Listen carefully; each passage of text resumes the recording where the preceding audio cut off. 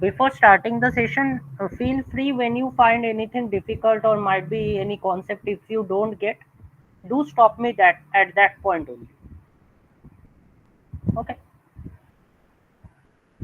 So starting with a question, we have been given two particular relations on the set of integers, and the question, first of all, the question asks what. Let's see. The question is asking me whether this particular relation is reflexive and symmetric. Mainly it's checking for whether the given relations are reflexive, symmetric, or transitive, this kind of thing.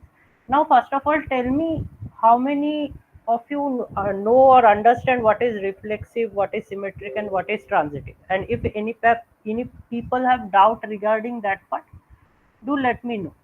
Please raise your hands if you have any doubts regarding these three things: what is reflexive, what is symmetric, and what is transitive.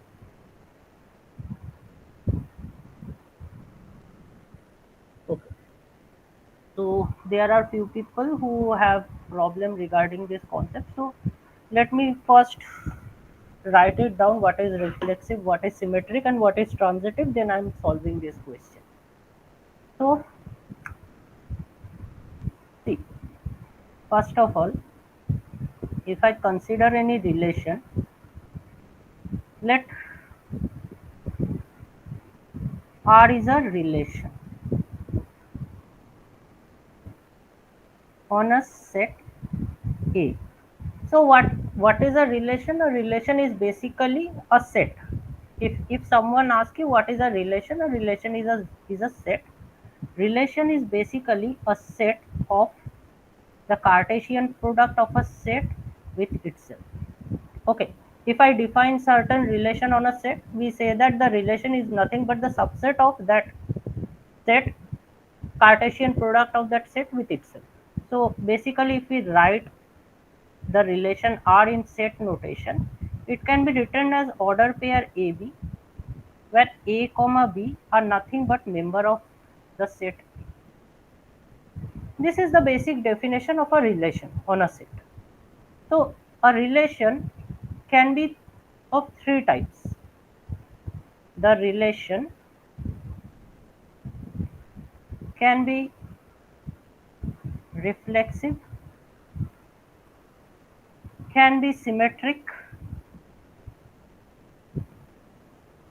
and transitive.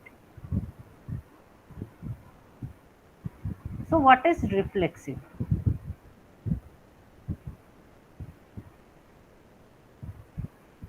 In simple words, a relation is said to be reflexive if every element of that set is related to itself by the particular relation.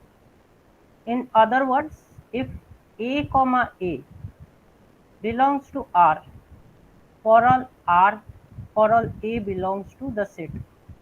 This is the definition of reflexive. Every element should be related to itself. Then comes symmetric. Symmetric basically says that if A and B, if this order pair belongs to the relation R, then B comma A, this should be present in my relation R. Okay. Anyone have any doubt? Okay. Please tell me, Gautam. Any question, Gautam?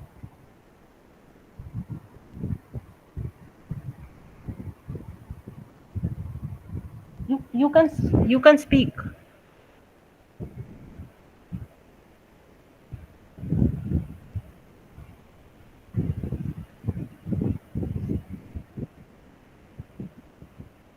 Okay.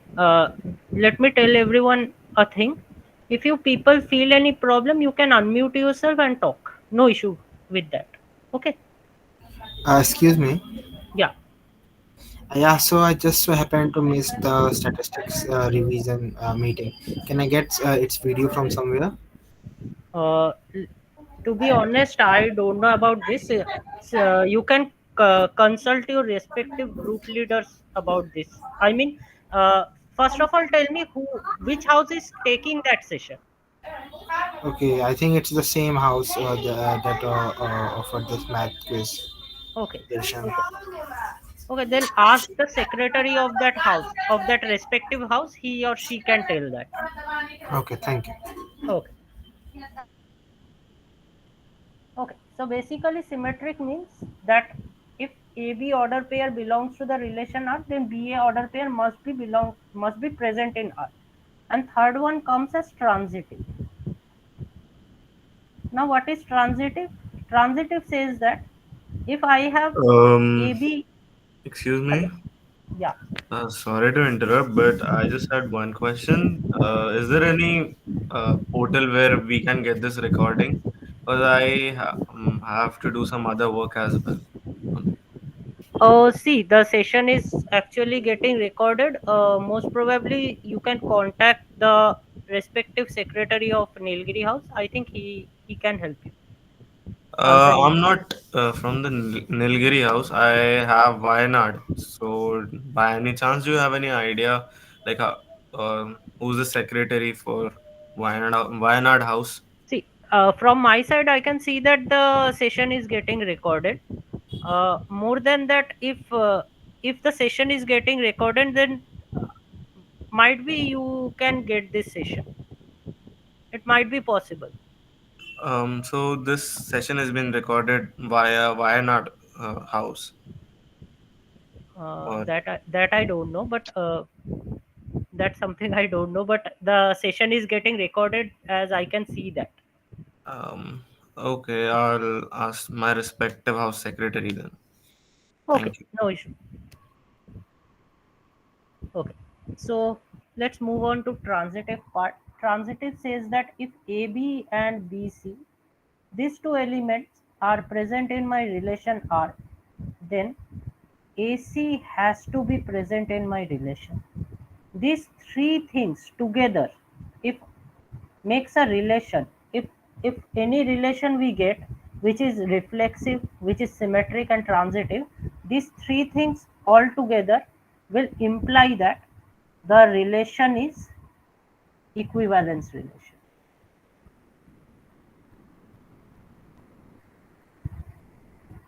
Any doubt till this part?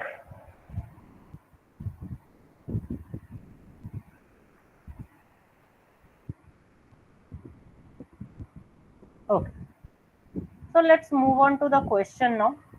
The question, according to this question, we have two relations, and these two relations are defined on my set of integers. Okay, so here we have R1 as an order pair xy, which is given to be as, obviously xy, since this relation is defined on the set of integer, the element should be present in the set of integers, and the elements are holding this particular relation, that is a mod of x minus y, this value should be less equal to 3. This is my R1. Now, first of all, let's check whether R1 relation is reflexive, symmetric and transitive or not. So, let's check it out. So, first of all, I will check for reflexive. Okay, just one minute. Let me increase the.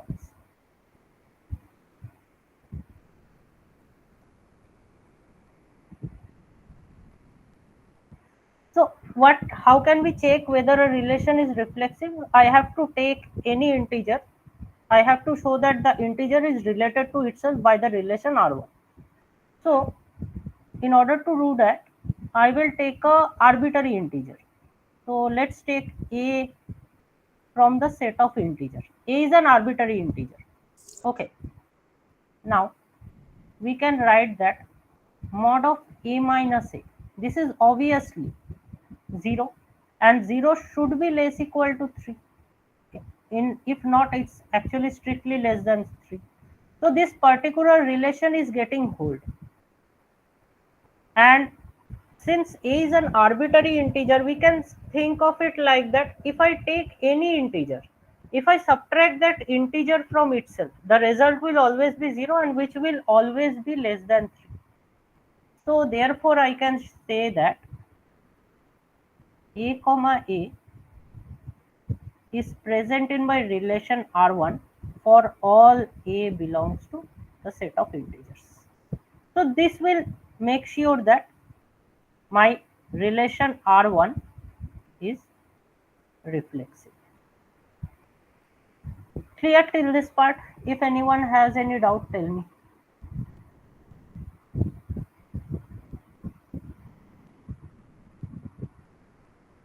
Just give a thumbs up if I'm good to go.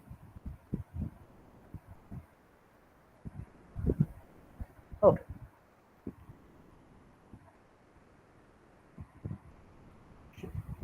Now we have to check whether R1 is symmetric or not.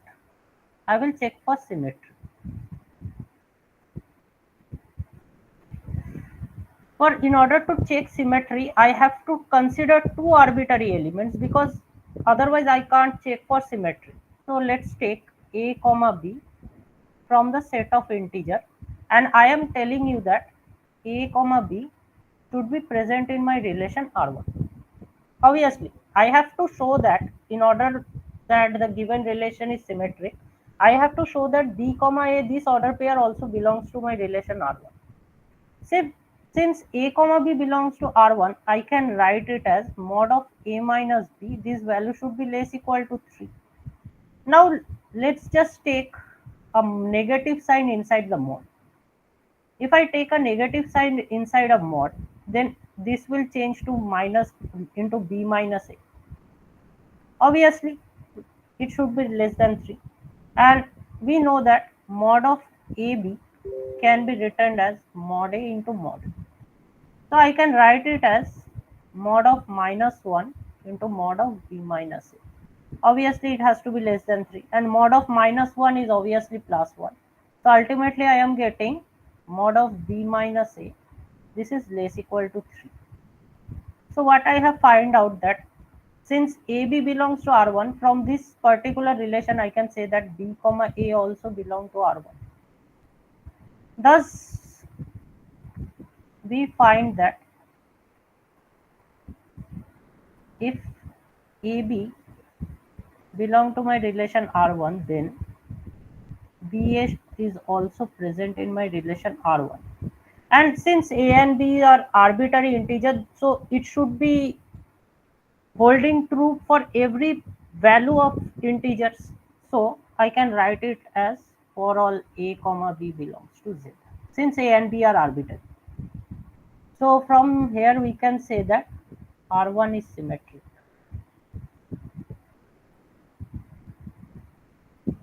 Any doubt till this point, or everyone is clear?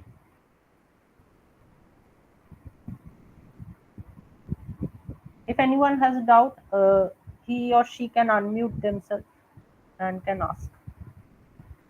Okay, so I'm moving on.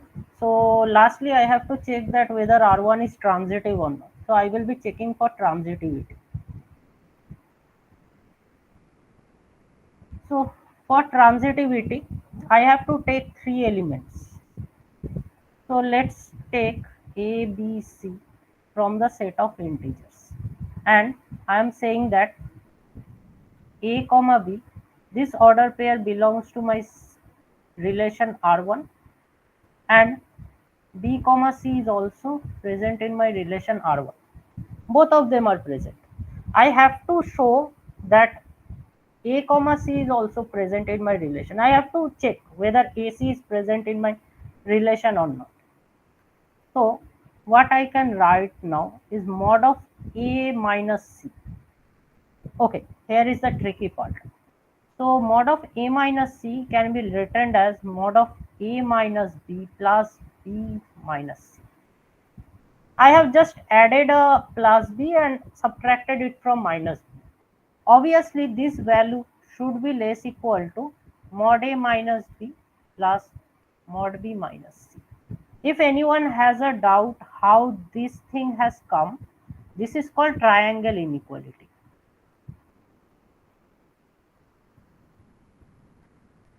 And if I have to write triangle inequality somewhere, Just let me take a small rough space for this.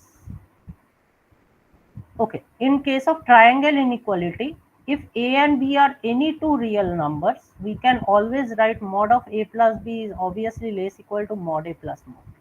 This is nothing but triangle inequality. I have applied this thing here. Now, what is mod of a minus b? I know that a comma b belongs to R1, so mod of a minus b should be less equal to 3. Also mod of b minus c, which is, since we know that b comma c is a order pair in R1, so this should be also less than 3. So I am finding that this value is ultimately less than 6. Thus, we can see that mod a minus b is not less equal to 3, but I am getting it to be less equal to 6. So, I can write that a comma c doesn't belong to my relation R1. Any doubt till this point? In order for AC to be present in R1, the difference should be less equal to 3. But here we are finding that the difference is less equal to 6. That means the difference can be 5 also, less than 5 also. So the particular relation is not holding true here. So I can say that A comma C is not present in my relation R1 if AB and AC are present. Tell me if you people have any doubt till this point.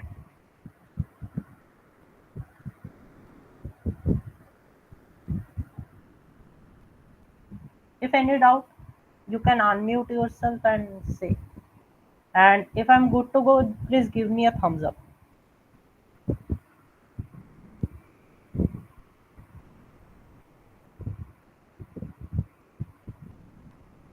Okay. So we find that in now in total I have find that R1 is reflexive,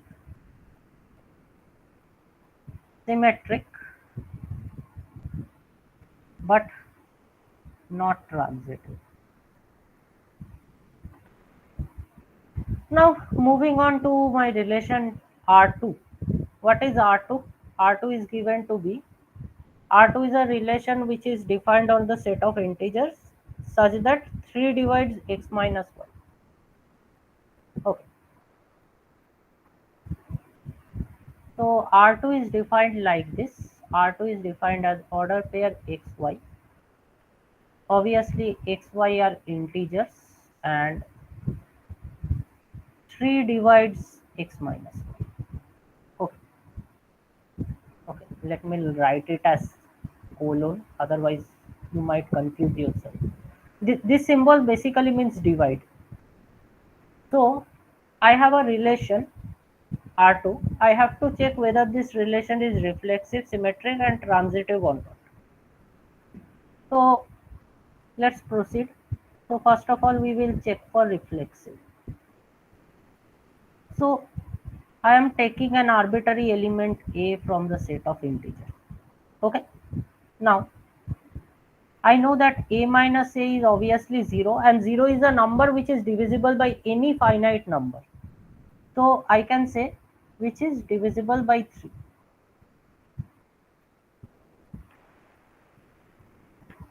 Therefore, I can write A comma A belong to my relation R2 for all A belongs to, say, integer, set of integers. For any integer, I can see that the element is related to itself by the relation R2.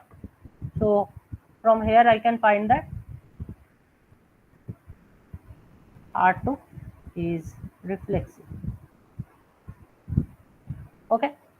Now the second part. Let's check for symmetry.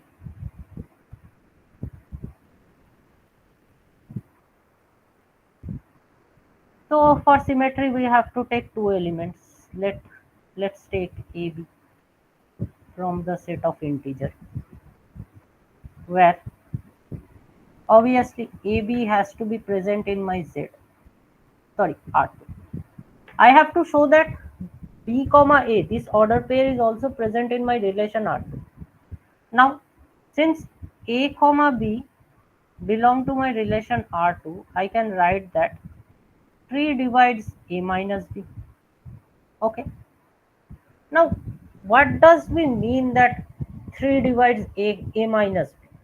For example, think of any number 6.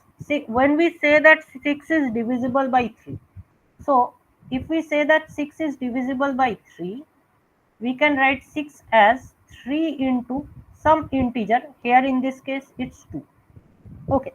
So if 3 divides a minus b, I can write a minus b as 3 into some integer. For in this case, I am calling it to be k1.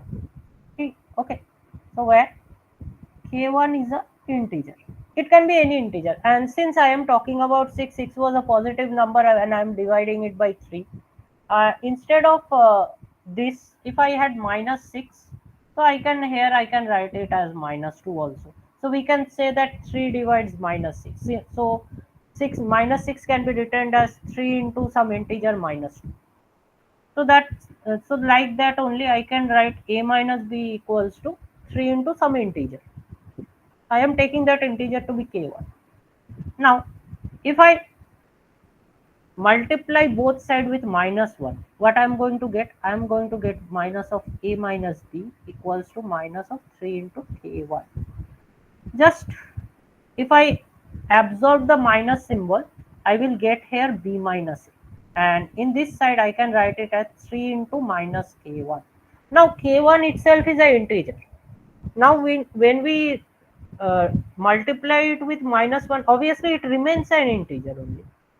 So I can write it as 3 into some k2, where k2 equals to minus of k1. Obviously, it's also an integer. So we can see that from this that 3 also divides b minus a. And in other words, I can say that b comma a belongs to my relation R2. Now, since a comma b was a and b are my arbitrary integers, since I have proved this for arbitrary value, it should hold for any value of integer. So I can write it as R2 is symmetric.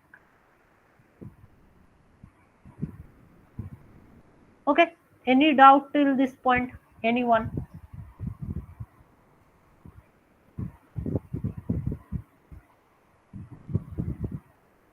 Then give me a thumbs up if you feel that it's okay.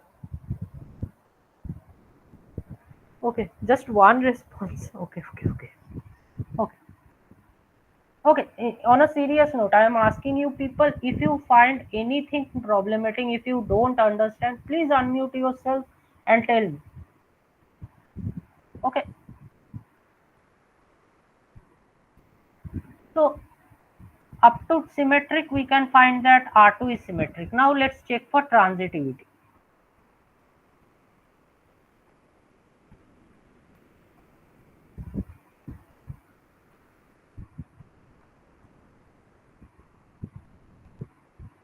I am taking three elements A, B, and C from the set of integers, and I say that AB obviously belong to my set of AB belongs to my relation R2 and BC also belong to my relation R2.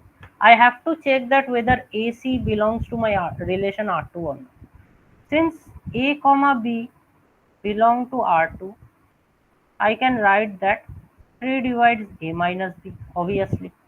And in other words, I can write that A minus B is 3 into some integer. Let's say here k. Let's say take here k. I have used k1, right? Let's say I use k2. Oh, k2 is also used. K3. Again,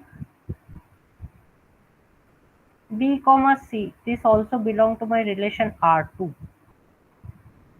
This means b minus c can be all b minus c can also be written as 3 into some integer k4.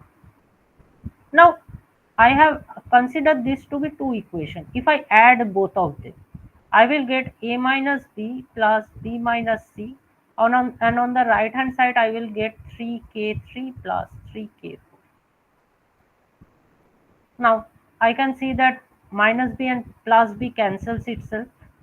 So I will get a minus c, and obviously if I take 3 common, I can get k3 plus k4. Obviously k3 was an integer and k4 is an integer. The sum of two integer always give me an integer. So I can write it as 3 into some integer k here. So in other words, I can say that 3 divides a minus c. Since I have proved this for three arbitrary integers, that is a comma b belonging to R2 and b comma c, this belonging to R2, necessarily implies a comma c is also present in my relation R2. So I can say that R2 is transitive. So I have find that R2 relation is reflexive as well as symmetric as well as transitive. R2 is okay. Someone, any doubt? Anyone?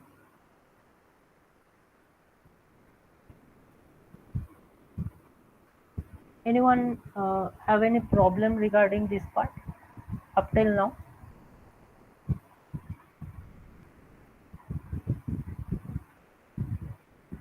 Okay. So basically R2 is reflexive, R2 is symmetric, and R2 is transitive. So this three will imply R2 is a equivalence relation. Now let's go back to the question, the actual question. So here we can see that it's given in option that R1 is reflexive and symmetric, which is obviously correct. I have find that R1 relation was reflexive as well as symmetric, but it wasn't transitive. In case of R2, we found out that R2 is a equivalence relation, but here in the option it's given that it's not transitive. So this option is wrong. The third option says that R1 is a equivalence relation. Obviously not. We find that R1 is not transitive. So this option won't be correct. And the final option is telling us R2 is an equivalence relation, but R1 is not an equivalence relation. Obviously correct. Okay, so this is the first question. Uh, let's move on to the next one. Let me copy this question first.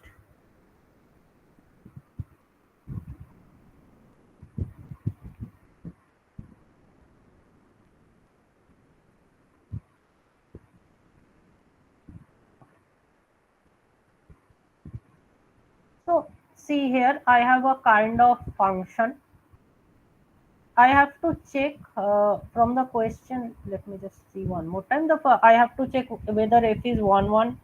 I have to check for range. I have to check for minimum value. Okay. Okay.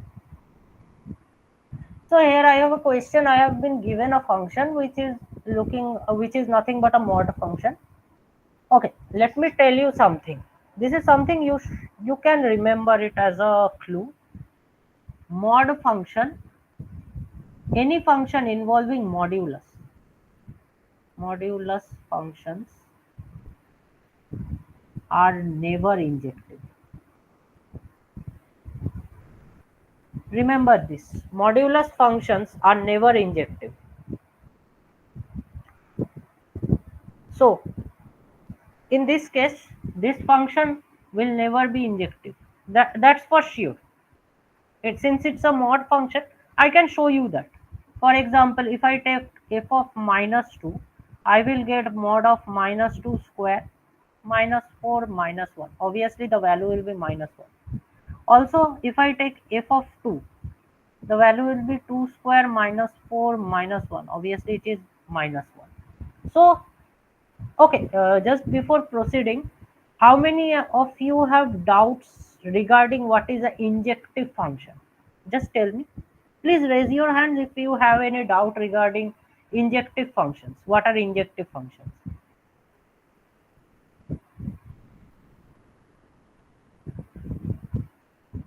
So, can I conclude that everyone knows what is an injective function, right? Okay. Fine. So basically, this is ensuring that this particular function is not injective because I have two different values of x, which is -2 and 2, which are obviously not same, but the functional value of both these points are same, which is -1. So it makes sure that this function is not injective. Now the second question comes is whether this function is defined on the set of real number or not. Right. So in order to check that, we have to check whether fx becomes undefined for any real values of x. Can you find any real values of x for which fx is undefined? I think no. There is no certain values of x for which fx becomes undefined. Undefined in a sense, fx takes something like this form, say some finite number by 0 or some 0 by 0, this kind of form. If for any particular value of x, if x doesn't take this kind of form, then the function is said to be defined for that point. And here it can be easily seen that the function is defined for all values of x. So the given function should be defined on the set of real number r. F is defined on r. Tell me if anyone has any doubt regarding this part.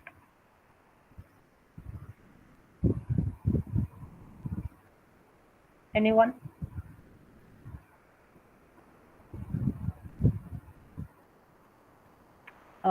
Am I good to go forward?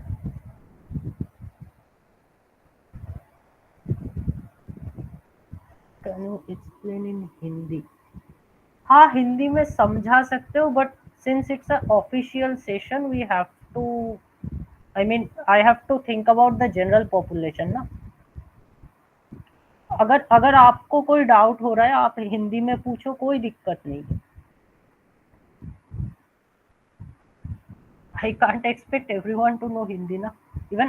Even my mother tongue is not Hindi.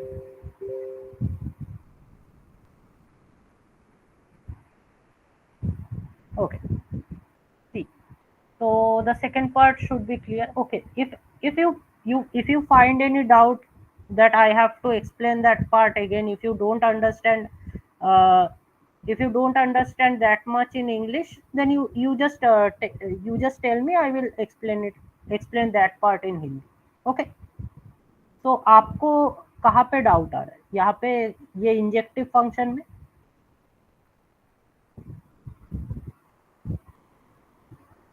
किसी को कोई doubt है injective function क्या है, या इस question में मैंने जैसे बताया कि the function is defined for all values of real number, यहाँ पे किसी को कोई डाउट है?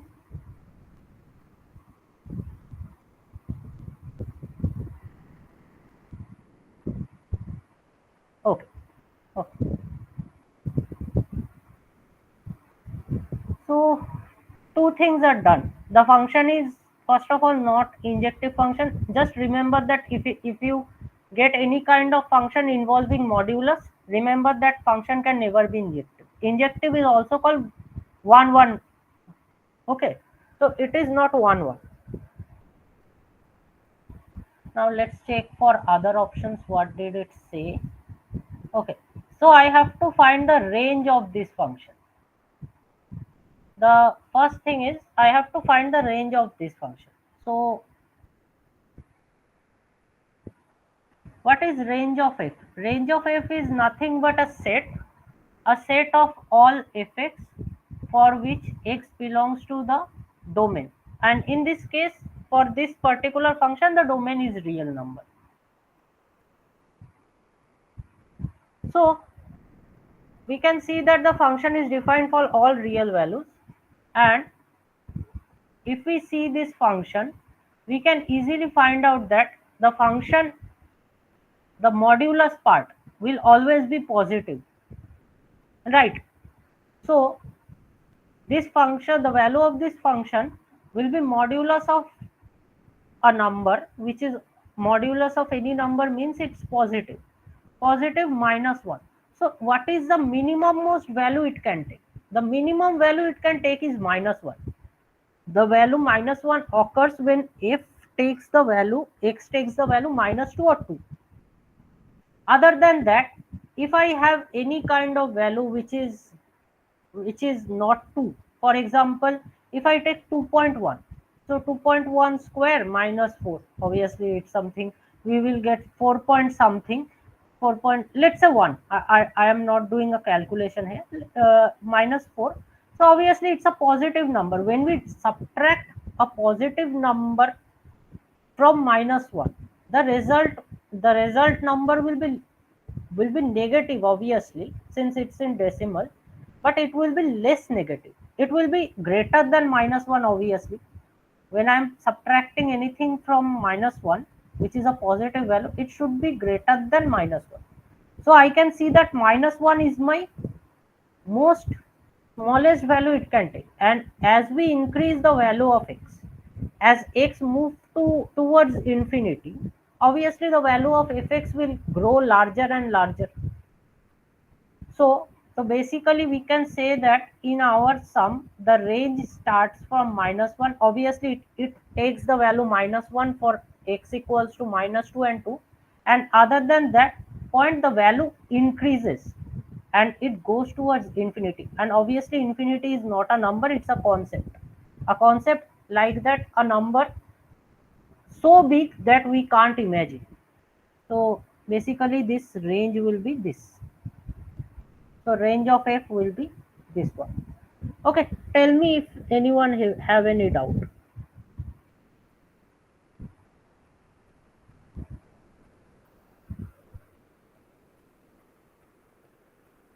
Ma'am, please repeat symmetric conditions. Symmetric. How can we determine the domain here? See, the domain is up in order to determine a domain.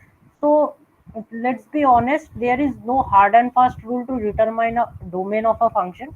You have to think of any number which or any real number which is invalidating the domain. For example, for any particular value of x, for which fx is taking 0 by 0 form or some number by 0 form. For if that happens, we can say that the function is not defined at that point. But since this is a kind of function, okay, obviously you haven't learned about continuous and discontinuous function. If you know that mod function are obviously continuous function, and if a function is continuous function, continuous means the function don't have any kind of breaks. So in order for a function to be continuous, it should be defined in its domain. And if you draw this function, I'm actually if you draw this function, you will get some kind of curve which is like this only. For example, this curve will be little bended towards this point, because minus 1 is a value which is taken by this function, which is the minimum most value. So the curve will look something like this. Okay, so if you can plot the curve, you can easily check that it's actually defined for all values of x. The values of x lies on the horizontal axis, that is the x-axis. Okay, you can easily check that. It can be approached from two sides. You can say that the function is continuous, so it has to be defined on the set of real number. And if you don't know the concepts of continuity or something like that, think in a counter positive way. Can you find any value of x for which the function becomes undefined? Think like this. If you can't find something, then you can say that the function is actually defined for all values of real number. Okay, अच्छा range कैसे calculate करूं? Range is basically calculated in this way. Range is nothing but a set, the set of all values of fx for which, for all the values of x for which fx belongs to, sorry, fx is a set of all number which is of the form of fx where x belongs to my real number. This R is nothing but the domain. We have already seen that the domain is the entire set of real number. Now in this kind of function, the calculation of range is not difficult. Okay, so how did I calculated the range? For example, this is a mod function, right? A mod function will have maximum value as infinity and minimum value as 0. Okay, now this mod function approaches the value 0 when I take the value of x equals to minus 2 or 2, and we can see that the if value of fx is minus 1 in that case. Now if we take any other values of x other than 2 and minus 2, we can see that this difference won't be 0, that is x minus x square minus 4 won't be 0 for all x belongs to the set of real number minus 2 comma 2. If I consider the set of all real values except 2 and minus 2, this value will be not equals to 0, and if we consider the mod here, obviously this value should be greater than 0. Now minus 1 is a negative number. We are adding, you can think of it like this: we are adding a positive number to minus 1. Okay, now if we add a positive number to minus 1, it becomes less negative. Obviously its value will increase. It will increase from minus 1 to say minus 0 minus 0.1, for I'm taking an as an example. So now gradually if I go on increasing the value of x, gradually if I go on taking the value of x towards plus infinity or minus infinity, we can see that this particular value will grow more positive, more positive than minus 1, and the ultimate result will go towards infinity. If you think about this, think of a think of it like this: you have a sea and you are taking a bucket of water from that. So as the value of x is increasing towards infinity or decreasing towards minus infinity, except minus 2 and plus 2, this value will become sufficiently large, and it becomes sufficiently large in a positive sense. And if we subtract minus 1 from a very large number which we can't even imagine, so the result will go towards infinity now. Just tell me if you got this idea or got this point. Range calculate करके बताओ. See, in this case you don't have to calculate the range. It's something you can see from here. Okay, and let me be frank, there are certain kind of function whose range are not easy to calculate. Okay, so what I can do is, you can approach this sum in two ways. I have used my intuition, and if you can plot this function, you can easily find out its range.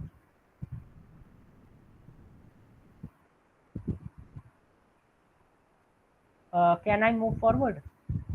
There is one more part.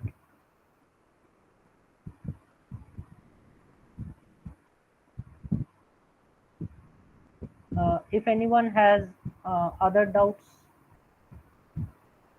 any doubt?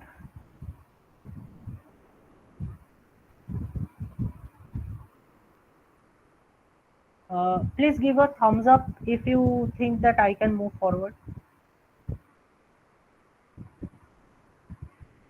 Okay, it's my request to everyone. Just if you find any doubt, if you are feeling that there is certain kind of question that's coming in your head, and you think that there might be something I am missing out on, then you can unmute yourself and tell me. It's not a issue. You can tell in Hindi, English, anything. Okay, cool. Then let's move on to the next part. See, since we find that the range of the function is from minus 1 to infinity, it's moving from minus 1 to infinity. What is the smallest value it can take? Obviously, it's minus 1. F can take the smallest value as minus 1. So minus 1 should be the minimum most value of it.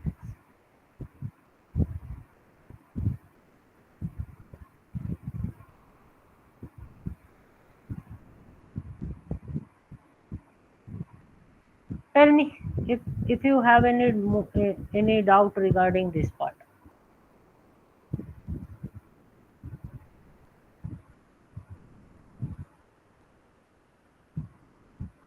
Can I move to the next question? Okay, just for khushi, you are asking me to calculate the range of a function. See, in this case, this kind of particular function, you can see the range is given. Okay, and it can be easily verified. If you find that kind of function, let's say you have any kind of function where you are not easily able to calculate the range. So what can we do in that case? You are asking about that part, na? Yes, sir. देखो, अगर range तुमको calculate करना है and the range is not that much easy to be calculated, to be honest. Okay, even till this day I also find calculating range kind of difficult for myself also. There are certain kind of function which whose range cannot be easily calculated. So what we do in that case, we used to use a method called hit and trial method.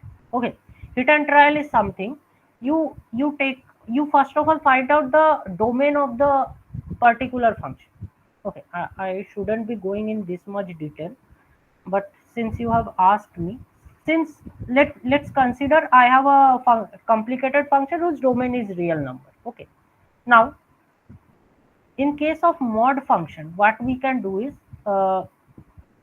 we can divide its domain into two parts, like for one part it should be taking positive value and one part it should be taking negative value. Now after dividing this real line into two parts, calculate the part for which it's taking negative value and what is the range of the negative value it can take.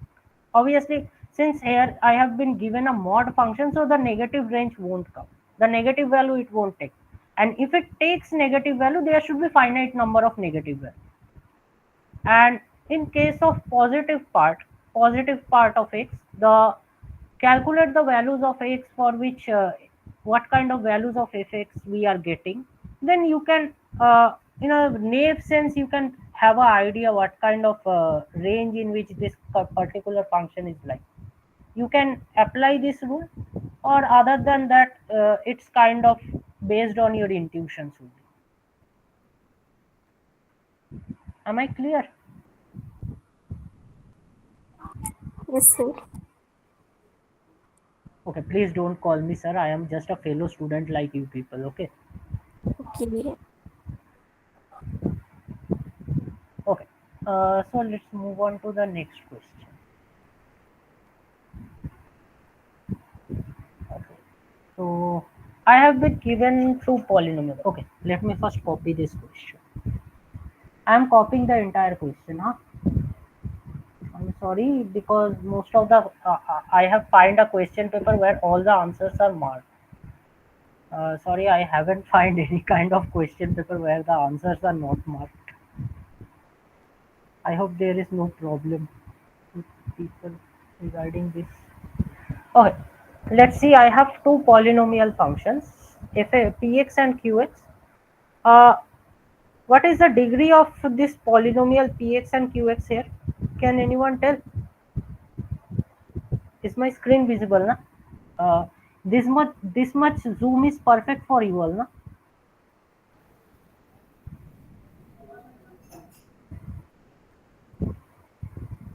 Okay, the degree is Hi. 5. Okay, nice, nice, nice. Everyone, nice. So the degree of this given polynomial is 5. So what I have to see that I have a question here. It's telling me that as x tends to infinity, qx is tending to infinity, or as x tends to infinity, px is tend to minus infinity. How to check these things? See, just remember one thing. For example, I take a function px to be like this: ax square, sorry, ax to the power 5 plus bx to the power 4 plus cx cube plus some d. Okay, I'm not I'm not actually interested about this part. Always remember, when x tends to infinity, you will always have to check the term containing the highest power. Ignore all the other parts. You have to ignore this part. This part has to be ignored. Why ignore this part? Because in a normal sense, if I draw a function of graph of x square, the graph of x square looks like this. Okay, this is the graph of x square. Now, if I draw the graph of x cube, the graph of x cube will be something like this, if I'm not wrong. Okay, now if we see that gradually as the power of x is increased, the curve becomes steeper and steeper. That means the curve will move closer and closer to y axis. Okay, the curve will move closer and closer to y axis. If I take x to the power 4, obviously it's a even degree term, so the graph will be something like this. Okay, so more the power of the polynomial, the graph will become closer and closer to y. In simple sense, for a small increase in x, the increase of y, increase of x to the power something will be very much high. Small increase in x will cause a large increase there. So that's why, in order to check as x tends to infinity what happens to px, I will actually ignore the terms containing power less than the highest degree. Okay. So in case of in this kind of function, we can see that qx is given minus x to the power 5 plus x to the power 4. Simply ignore this part. In every kind of question, ignore the terms containing powers less than the highest power. So as x tends to infinity, what happens to qx? Now as x tends to infinity, we know that x to the power 5 will also tend to infinity, right? This value will also go towards infinity. But if we consider minus x to the power 5, this value will tend towards minus infinity. See, x to the power 5 as a number, it's tending to infinity, but when we multiply a number with something negative, obviously a number is tending to infinity, that doesn't mean that the number is infinity. The number is very very close to infinity. So when we now multiply any positive number with some negative number, we get the result multiplied by that number but in other direction. So here the function will act as x tends to infinity, minus x to the power 5 should be tending to minus infinity. Is it clear? Yes, sir. Okay. So from the very first question, you can see that it's given qx is tending to infinity as x is tending to infinity. Obviously not, because here we can see that its value is tending to minus infinity. In the second question, let's check for px. Px also has the same kind of function whose highest degree term is minus x to the power 5. As x to the power 5 tends to infinity, as x tends to infinity, so minus x to the power 5 should be tending to minus infinity. So for that reason, this particular option is correct. Did you get it? If any doubt, tell me. No. Okay. Now let's check for the second part. Px has at most 4 turning point. Okay. Anyone has any problem? What is a turning point? I hope everyone knows that. If anyone doesn't know, please tell me.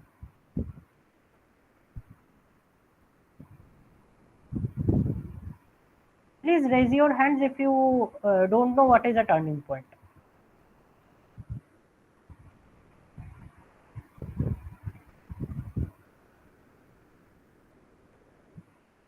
So everyone knows what is a turning point. Obviously, after two days 21. So after one day you all have exam.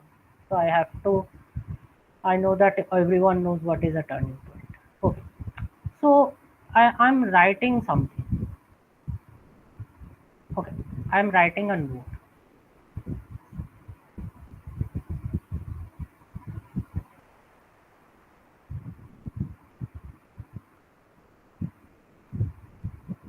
Any n degree polynomial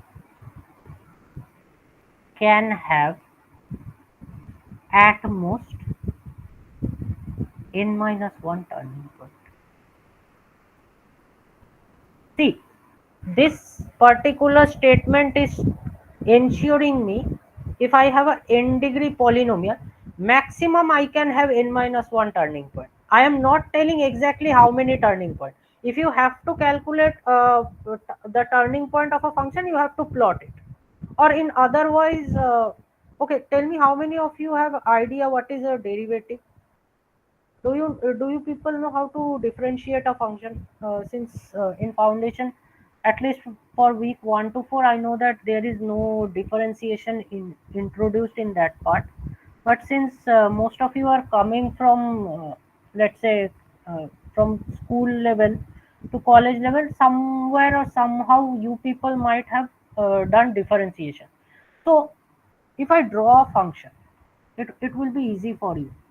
See, in general sense, what is a turning point? A turning point is a point where a function either from increasing start to decrease. If a function is increasing and then suddenly it start to decrease, the point where this change takes place from increasing to decreasing or from decreasing to increasing, the point where this kind of change takes place are called turning point. And if I draw it graphically, let's say this is a curve. Okay, so in general sense, in a curve you can see that the function is increasing from this side till, let's say, this point. After this point the function is gradually decreasing, so this is one turning point. Again the function is gradually decreasing, and at this point we can see that the function again started increasing, so it's a turning point. And again in the same sense here we can find another turning point. So there is one method in calculus how can you check for a turning point is basically, if you calculate the if you know the equation of the curve and you just differentiate it and equate it to 0.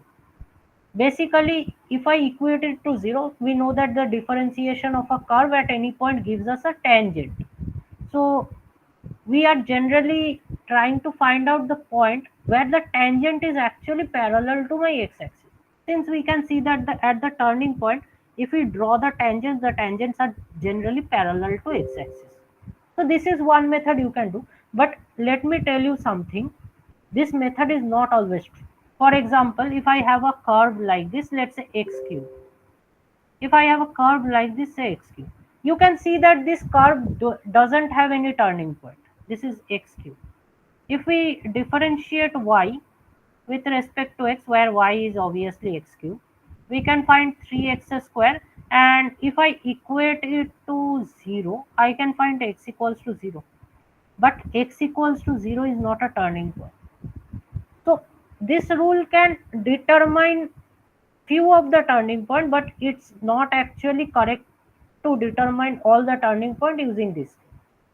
But in general sense, if you are not given with some kind of curve which have the tangent as x equal to 0, you can easily find it out. Okay, this is one method to find a turning point. And in general, if you are given graphically, you have to check for all those points where the curve is turning. I mean, it's either going from increasing to decreasing or from decreasing to increasing. This is one thing we can do. So if I have a n degree polynomial, so the maximum number of turning point that can I have is always n minus 1. So here I have been given a 5-degree polynomial. I am telling you that maximum 4 turning points can be there. Maximum. I am not assuring you that there are exactly 4 turning points. See, there is a difference in words. I can assure you there has to be at most 4 turning points if it exists. And if it's not, if you want to find exactly how exact number of turning points, it can be 3 also, 2 also, 1 also. But it has to be less than 5, and at most it can be 4. So this is one statement that you have to remember it for now, that any polynomial which have n degree can have at most n minus 1 turning points. Just tell me if anyone have any doubt regarding this part, regarding turning points. Obviously, after introduction of calculus, it will become a little bit easy to determine turning points. Obviously, as I showed you that at the turning point, the differentiation, if we do it, the tangents basically become parallel to x-axis. In that way, you can determine it, but it's not recommended because we can find some kind of functions where the function don't have turning point, but the differentiation might give you a wrong result. Okay. So this part I think has gone. So why this statement is true? Because it has written that at most 4 turning point. They are not asking you exactly how many turning point it has. It's telling you that at most 4 turning point, which is a correct statement. And after that, I have to check the quotient obtained by dividing qx by px is a constant. Obviously, say if I divide qx by px, obviously px is a polynomial function of degree 5, qx is a polynomial function of degree 5. Okay, so basically this can be done in two methods. One, you can just check by division method. You can write minus x to the power 5 plus something something, and let's say px is minus x to the power 5 plus something something. I don't remember the exact term. You can easily check that what should be multiplied with x to the power minus 5 to get x minus x to the power minus 5. Clearly it's 1. So obviously we can see that the quotient term will always be a number, a constant polynomial. A constant polynomial doesn't involve any terms with x.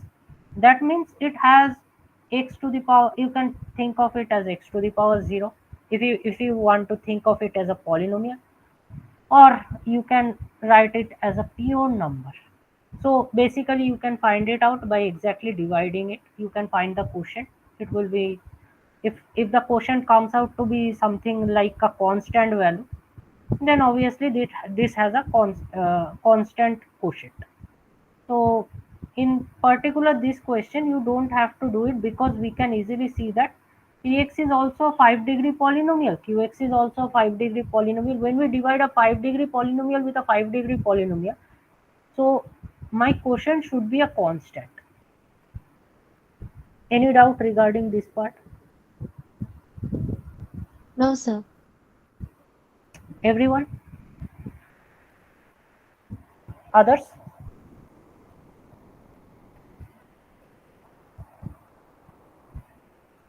Okay. Please tell me if you don't understand anything.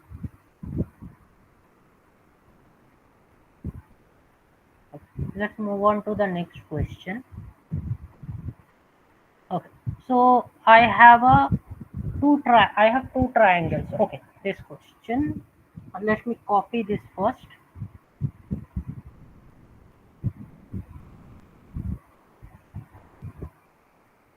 Okay. I need some help from you people right now. Okay. I don't remember the exact formula to calculate the area in a particular sense how you people have been taught here. So let me first write the question. Okay.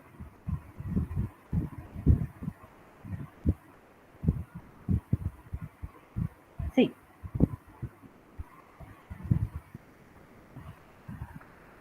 I have two triangles. Okay, let's draw the triangles first. One triangle is say ABC, and another triangle is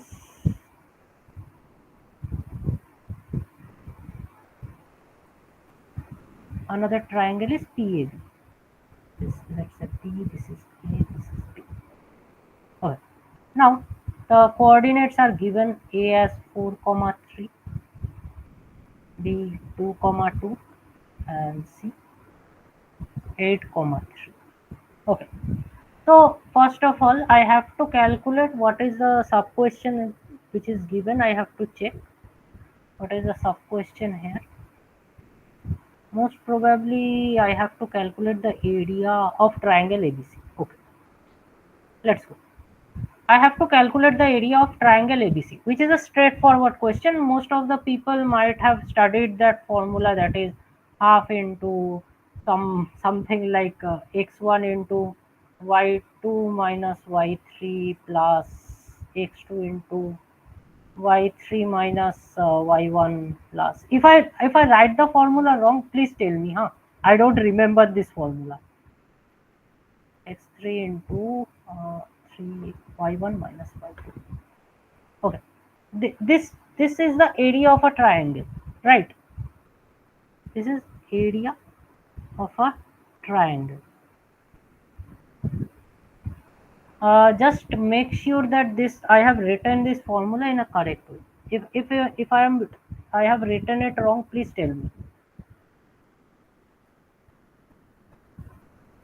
Okay, but there can be remainder, right? See, Manisha, I'm not concerned about remainder here.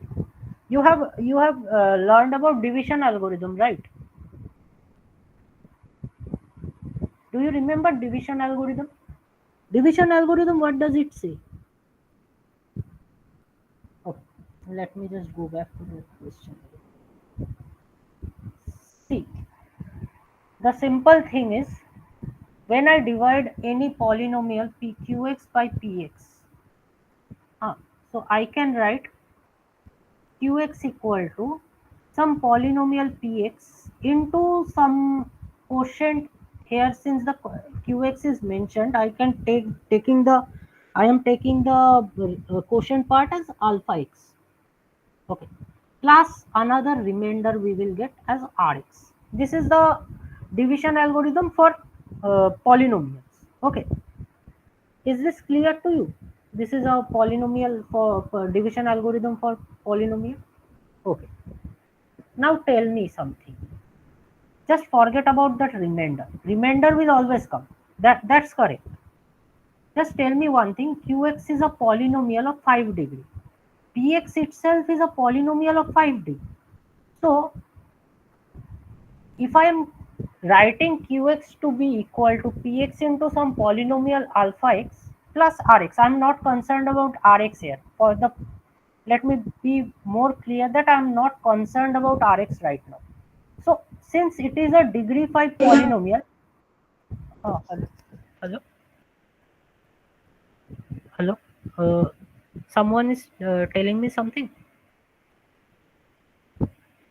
Uh, Please speak.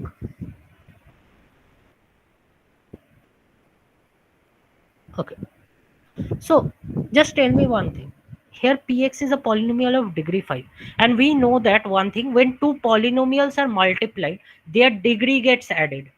Their degree always gets added. So what should be the degree of polynomial alpha x in order for this polynomial to have the same degree as qx? It cannot be 1. If alpha x has a if alpha x is a polynomial of degree 1, then this entire degree will become 6. So we are writing a 5-degree polynomial with a 6-degree polynomial, which is not possible. So only value of alpha x which is possible is a constant value, which is 0. Is it clear? And mind it, I am not talking about alpha x to be 0. I am talking about the degree part here. Is this clear to you right now? Okay. Now, what happens with Rx? Rx is a polynomial whose degree should be, let me write it down, it will be clear. Uh, the degree of Rx, this should be obviously greater equal to 0, but should be exactly less than degree of Qx. Why? Just remember two numbers. Let's take 10 divided by 7. I'm getting a quotient of 1 and the remainder is getting to be 3. 3 is the remainder. The number 3 should always be less than my divisor. the remainder can never even be equal to my divisor. Why it can't be equal to my divisor? For example, let's consider the fact that this is 7. Then we can divide it again by 7. That's why the number we are getting as remainder should always have a value to be less than the divisor. And in case of polynomial, the the same thing comes up with the degree. So the degree of the remainder should always be less than the degree of my divisor. Here the divisor is uh, px. Okay, I am dividing qx by px. So here the divisor is px. The polynomial px has a degree 5. So by this I can say that the degree of rx should be greater equals to 0 and less than 5. This is something I can say, not more than that. If you want to check more than this, you have to perform the division and check. Any doubt now? You have doubt? Oh, clear. Okay. Okay. Let's move on to the next part. Here I have two triangles. First, for the first question is telling me, which is a straightforward question. I have to calculate the area of ABC triangle. So here this is the formula, which is the area of triangle, and just for the sake of simplicity, I am writing down x1 as, let's say, 4, x2 as, let's move anti-clockwise, x2 as 2 and x3 as 8. This is my x values, and similarly the y values are 3, y2 as 2 and y3 as 3. Okay, so this is a straightforward question. You have to just put the values here and have to calculate the area. And one more thing, when we are calculating area, since area is a quantity, it can never be negative. Area of anything can never be negative. And since we are multiplying coordinates can be sometimes negative also, and the resultant effect may come to be negative. In order to avoid such kind of situations, we use a modulus here. So this is half into, I'm taking the mod, x1 is to be 4 into y2 minus y3 minus y3 is coming to be minus 1. Please tell me my what the formula I have written is not wrong, otherwise the result won't match. X2 is 2 and y3 minus y1, it's 3 minus 3. Okay, 3 minus 3, it's 0. If I'm not wrong, there are two coordinates. Okay, two coordinates as 3 plus x3 is 8 into y1 minus y2. Y1 is 3, y2 is 2. My 3 minus 2, which is 1. Okay, so I have to calculate this value, half into modulus of minus 4 plus 8. So it's half into 4, which is 2. Obviously square unit. So this is the answer. Let me check that I haven't done the calculation wrong. Yeah, it's okay. It's true. Now let's move on to the next part. The next part is telling me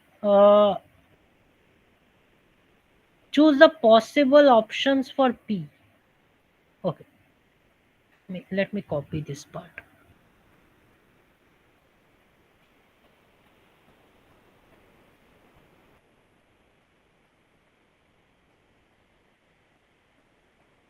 I have to choose the possible values for P. In order to do that, what I have to see, I have been given one condition: the area of triangle ABC is 4 times the area of triangle PAB. So first of all, I have to find the area of triangle PAB.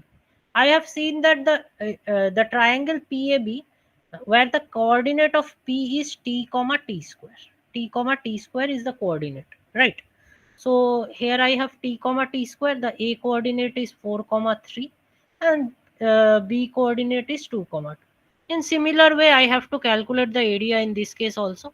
The area of triangle PAB. Okay. Let me okay. Just quickly raise your hands who don't know how to expand determinants. Just raise your hands. Anyone here who don't know how to expand determinants?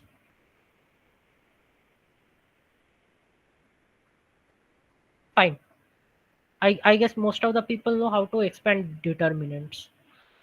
See, I told you that I don't actually know this formula. It's not quite true. The truth is I actually don't write the formula in that way. I write the same formula in this way. I'm writing it as half into, I'm taking one mod into determinant of t square 1, then 431, and the last thing is 221. This is a compact notation. The formula you are using, ultimately if you expand this determinant you will get the same result only. So don't think that I am doing something else. I am doing the same thing only, just I am writing the formula in a compact notation, because I find expanding determinants more easy than remembering those formulas.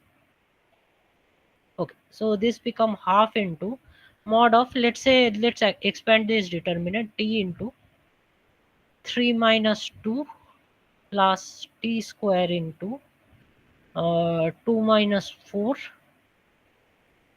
plus 1 into 8 minus 6. So this is the area of triangle PAB. Now let's simplify it. Half into mod of t minus 2t square plus 2. This is the area of triangle PAB. Now it's given that according to this question, the area is actually 4 times the area of triangle ABC is 4 times the area of triangle PAB. So I can write that area of triangle ABC is actually 4 times the area of triangle PAB. So ultimately what we have find that area of triangle ABC to be 2 unit, right?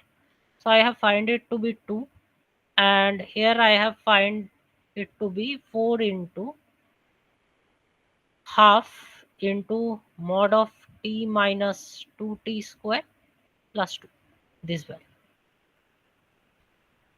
Okay, just tell me if you have any doubt till this point.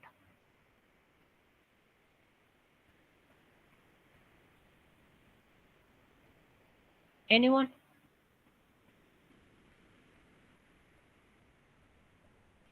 Any doubt? Am I good to go?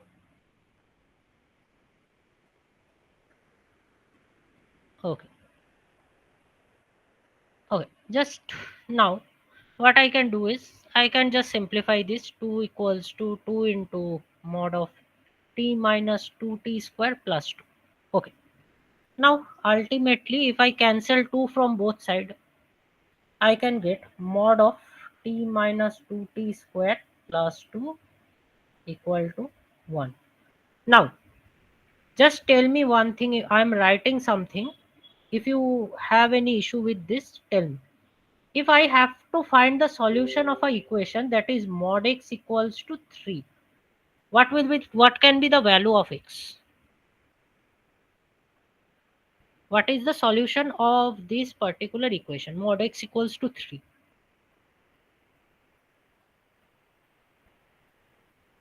See, x can, if I put x equals to 3, then we can see that mod of 3 equals to 3. Obviously it satisfies the equation.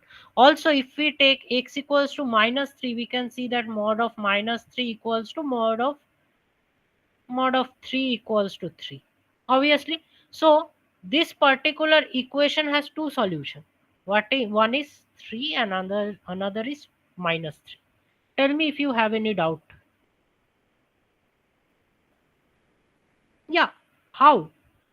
See, when you are writing a one equation, mod x equals to 3. Don't think of mod as something like this. For example, we know that mod of any number, if we consider any number, the mod result will be positive. But here I am trying to solve one equation. A equation gives us all those values of x for which this particular equation holds true. We can see that easily for x equals to 3, this particular equation is holding. Obviously mod 3 equals to 3.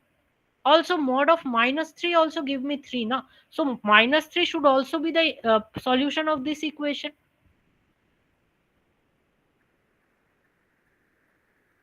Doesn't it make any sense?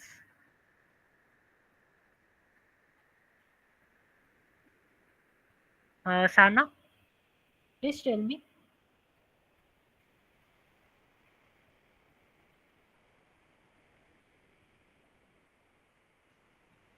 uh, are you clear with this part? That okay, okay. Hey, you people can speak. It's not like it's not mandatory to just type. If you have any problem while I am explaining something, see, every time I might not be able to see what kind of messages you are writing, because I am focusing on this screen now. So you can unmute yourself and say if any kind of doubt occurs. I am telling you, you can speak in Hindi also, English also. If probably if you are Bengali, then you can use Bengali also. No issue.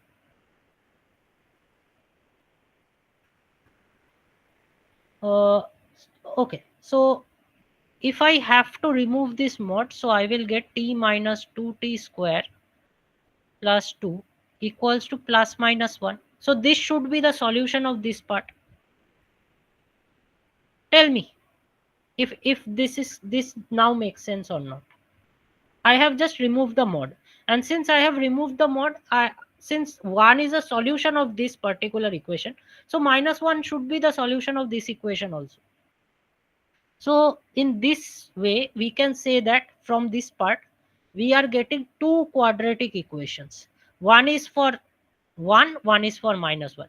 If I take the value as 1, I am getting t minus 2t square plus 2 equal to 1. So if we just simplify it, we are getting 2t square minus t minus 1 equal to 0. This is a quadratic equation, and if I take minus 1, it's becoming 2t square minus t, and here we have minus 3 equal to 0. Just solve these two equations. So in order to solve quadratic equation, you can either use factor method, but the most use the powerful technique, which is Sridharacharya's formula, which is minus of minus 1 plus minus root over of minus 1 square minus 4 into 2 into minus 1 divided by 2 into 2. So this is a value of t I am getting from here, and another value of t, another pair of t I am getting from here as minus of minus 1 plus minus root over of minus 1 square minus 4 into 2 into minus 3 divided by 2 into 2. So from here I am getting the value of t as minus of minus 1 is giving me plus 1, and here I have 8 plus 1, that is 9. So plus minus 3 by 4, and here I am getting t equals to 1 plus minus, here I am getting 24 plus 1 25, which is 5. So 5 divided by 4. Okay, so here I am getting the value of t as what is 1 plus 3 is 4, that is 1, and 1 minus 3 is minus 2, minus 2 by 4 is minus half, and here I am getting 5 plus 1 6 by 4, that is 3 by 2, and another one is minus 4 by 4, that is minus 1. So all the possible value of the coordinate, all the possible value of t are this. So basically p point is t comma t square. So for t, if I take t to be 1, I'm going to get 1 comma 1. If I take t to be minus half, I am going to get minus half comma minus half square, that is 1 by 4. If I take t to be 3 by 2, sorry, let's write it like this, p t comma t square. If I'm taking 3 by 2, I'm getting it to be 3 by 2 comma 9 by 4, and another one I am getting it to be minus 1 comma 1. These are the four values. Now just check what are the options given to you. See here, I have only two correct options given, that is minus 1 1 and another one is 1 comma 1. Just tell me if this sum is clear or not.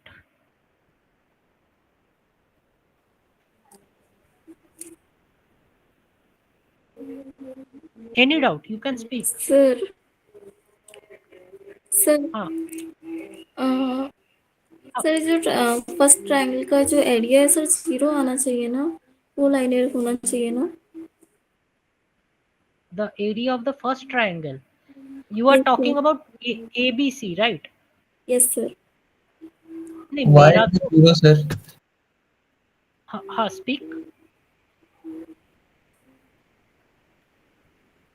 नहीं पहला वाला triangle तो zero नहीं आ रहा है मेरा. It's coming मेरा out. 0 आ रहा है. There might be some calculation mistake you have made, most probably, because मैंने तो calculate किया, मेरा तो सर x3 से 3 था ना, आपने 8 पुट किया है. नहीं x3 8 था, 8,3. Okay sir, sorry sir. हाँ नो इशू, होता है. Even I also make mistakes. It's not like let me be honest and frank with you people. In order to solve one sum, it happened with me that I have spent more than 2-3 hours finding out what is the error occurring at that part. I'm okay not that good at calculation, to be very honest. Sometimes, not sometimes, most frequently I make mistakes. Okay, sorry sir. And no issue. Just tell me if this sum is clear to everyone or not. Yeah, sir, clear. Okay. Can I move on to the next sum? Yes sir. Okay. Uh, hey, you people are not feeling bored, na? हाँ sir. चलो सही बात है.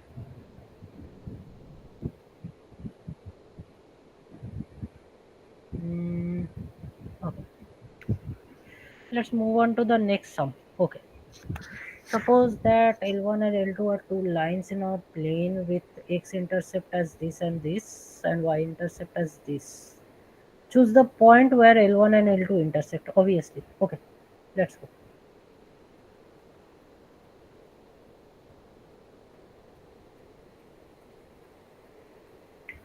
Okay, it's a part question. So first of all, I will try to form the line. You tell me if you have any problem regarding this part. Okay, just before doing this sum, I want to ask you people, do you know about intercept form of a line? Have you heard about intercept form of a line? Okay, let me just write it down.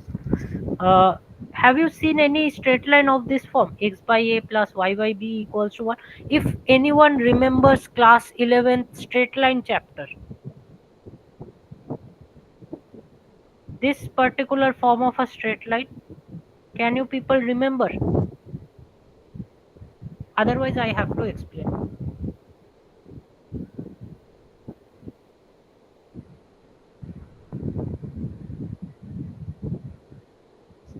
No, see, it's not a problem that you don't remember. Not, eh, we are humans. We can forget everything. So if you have any problem regarding this particular equation, that how it's coming, I can tell. No issue with that. If anyone has any doubt. Okay. So I'm considering that you people are familiar with this particular equation. So I have been given two lines L1 and L2 where the x intercept and the y intercepts are given. So why I am using here intercept form, since I have been given the x intercept and y intercepts. So I am trying to use this intercept form.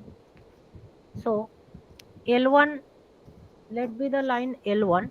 L1 has x intercept as 2 and y intercept as minus 3.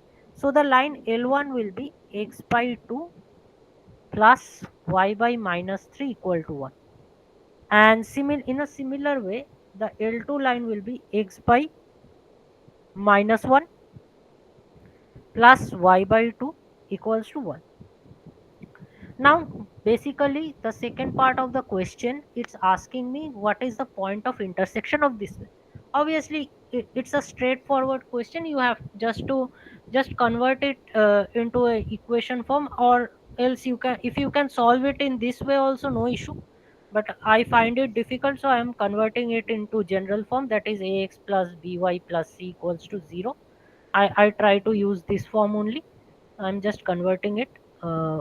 Here we have a LCM of minus 6 to minus 3x plus 2y equals to 1. Ultimately, this will give me minus 3x plus 2y equals to minus 6.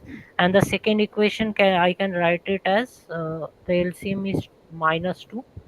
So minus 1 into 2, that is 2x, plus 2 into minus 1, that is minus y, equal to 1. Ultimately, this will give me 2x minus y equals to minus 2.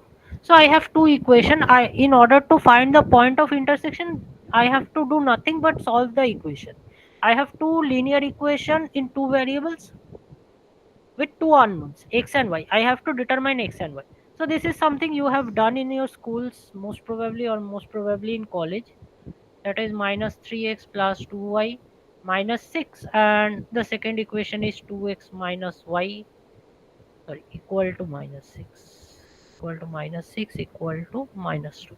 So what I am doing is I am multiplying this equation with 2. If I multiply this equation with 2 and add both of them, what I am going to get? I am going to get minus 3x plus 2y equal to minus 6, and the second equation is becoming 4x minus 2y equal to minus 4. So if I add both of these equations, I can easily see that 2y vanishes, and here we are getting as minus 10, and here we are getting as x. So the value of x is minus 10. So now in order to find out y, just substitute the value of x in any particular equation you want. So I'm just taking this equation, that is 2 into minus 10 minus y equals to minus 2, ultimately giving me y equals to minus 20 plus 2, which is minus 18. So just I have to check whether there is any kind of point with x coordinate minus 2 and y coordinate minus 18. Let's check if there is any point. Yeah, there is. This one. This is the answer. Is it clear? Uh, Sana, what are you asking? Please tell.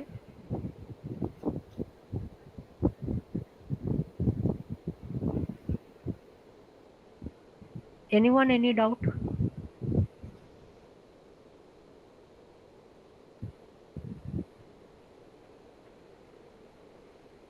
Okay, Sana, by default, don't you remember the intercept form, right? You are asking about intercept form. Am I correct?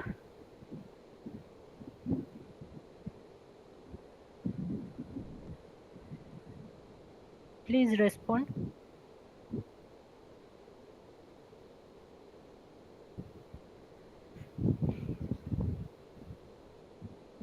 Okay. Uh, okay. Doubt. Okay, so you don't remember the intercept form. Okay, cool.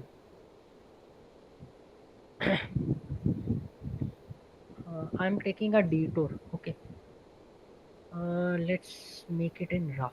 I'm just going to give you a simple idea. I won't go into a bit of calculation. I'm just giving you a simple idea. What is sloping? What is intercept form only? Uh,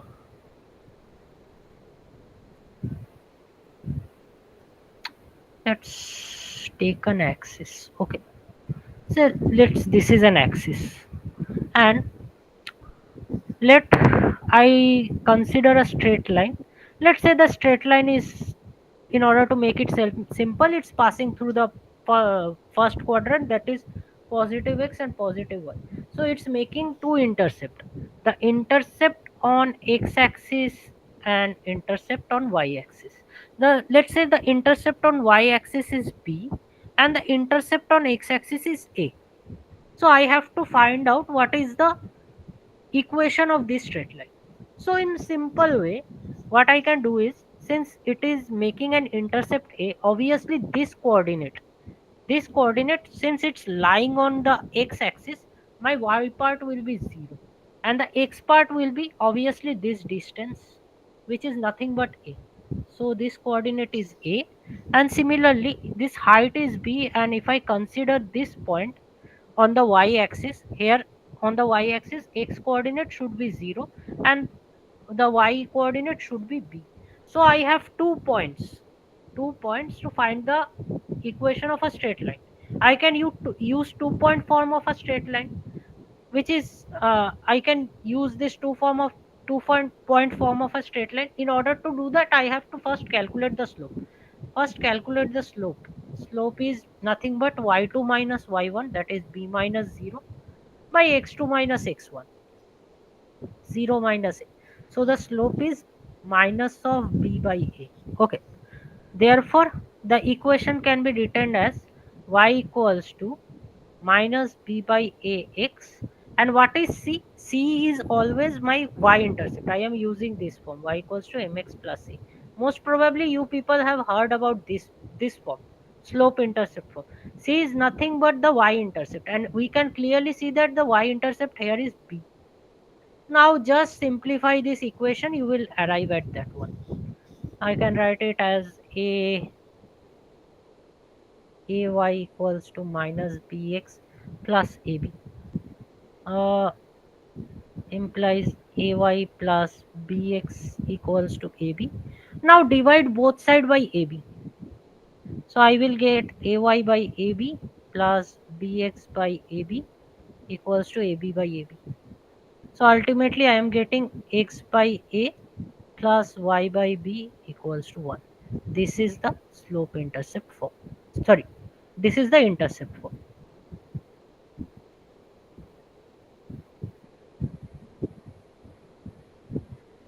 Any doubt now? See, straight lines are every equation of straight lines are related to each other. If you know one form, you can surely come up with the other form.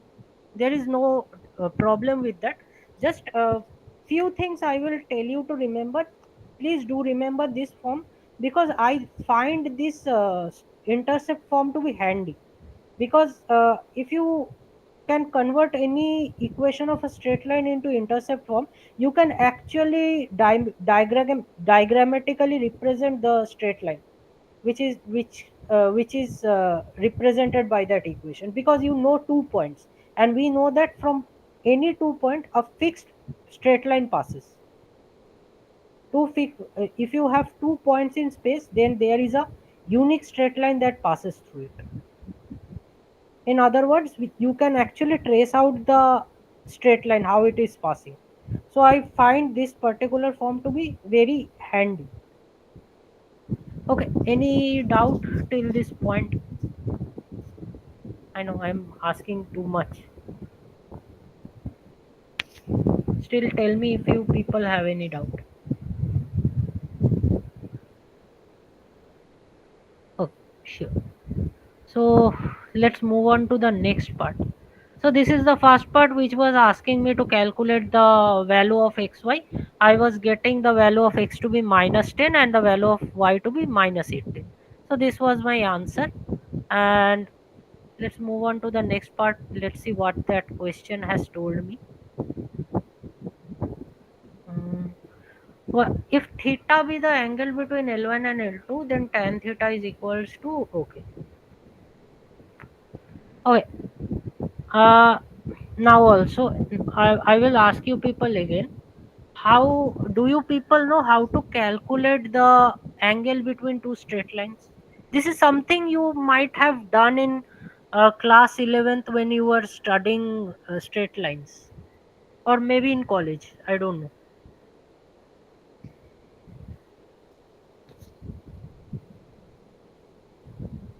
You are given two straight lines. You have to calculate the angle between them. How to do that? If any person has doubt regarding this part, how to calculate the angle, otherwise I will directly write down the formula. Backlog tha. Okay. See, okay. If there is a backlog, then see, you have exam after 1 day, right? Okay. Just for this time being, consider what I am telling to be true. ठीक, okay. अभी के लिए पकड़ लो, मैं जो बोल रहा हूँ वो सच है. Because if I try to deduce everything na, then you people will lose your time, because you people need to revise yourself. Just for this timing, I am considering the fact that you people know how to calculate the angle between two straight lines. Okay, cool. So let's move. Let's make a heading: angle between straight lines.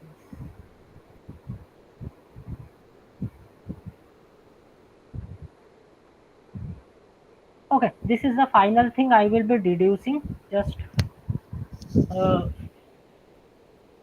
let's take let's take two lines. Okay, let's say one line is passing like this and the other line is passing like this. Okay, the equation of this line, let's take it to be y equals to m1x plus c1, and let's take the equation of this line to be y equal to m2x plus c2. Okay, no problem, no issue. Let's say this particular line y equals to m1x plus c1 is making an angle of theta 1. Okay, this angle is always measured in anti-clockwise sense. Just remember this part. If every time and any time you measure angle, measure it in anti-clock sense. So this angle, let's say this angle is theta 2, and since I am considering the angle between two straight lines, okay, just tell me one thing: when two lines intersect, what are the angles, what are the possible angles we can consider? I can consider this angle also, I can consider this angle also, now I can consider both of these angles. Just tell me what I have said right now is clear or not. When two lines intersect, I can consider the acute part of the angle also, I can consider the obtuse part of the angle also. Okay, if it's clear, then just remember this thing: when we are finding angle between two straight lines, remember we are considering the acute angle, not the obtuse angle. And how are we ensuring that? I'm coming up to that. So we have two straight line. Obviously, tan of theta 1, we know that the slope of a line is nothing but the slope of a line is nothing but the tan value of the angle made by the line with the positive direction of x-axis. So tan theta 1 should be my m1. Similarly, tan of theta 2, this value should be m2. Now let's take this angle which we are finding, which we are trying to find out to be theta, and I am considering this angle to be acute. Now just tell me what will be this angle. This angle will be pi minus theta 2. Obviously about a straight line, the angle made should be 180 degree, and if this part is theta 2, then the remaining portion should be 180 minus theta 2, and now 180 can be written in radian as pi. Clear till this point?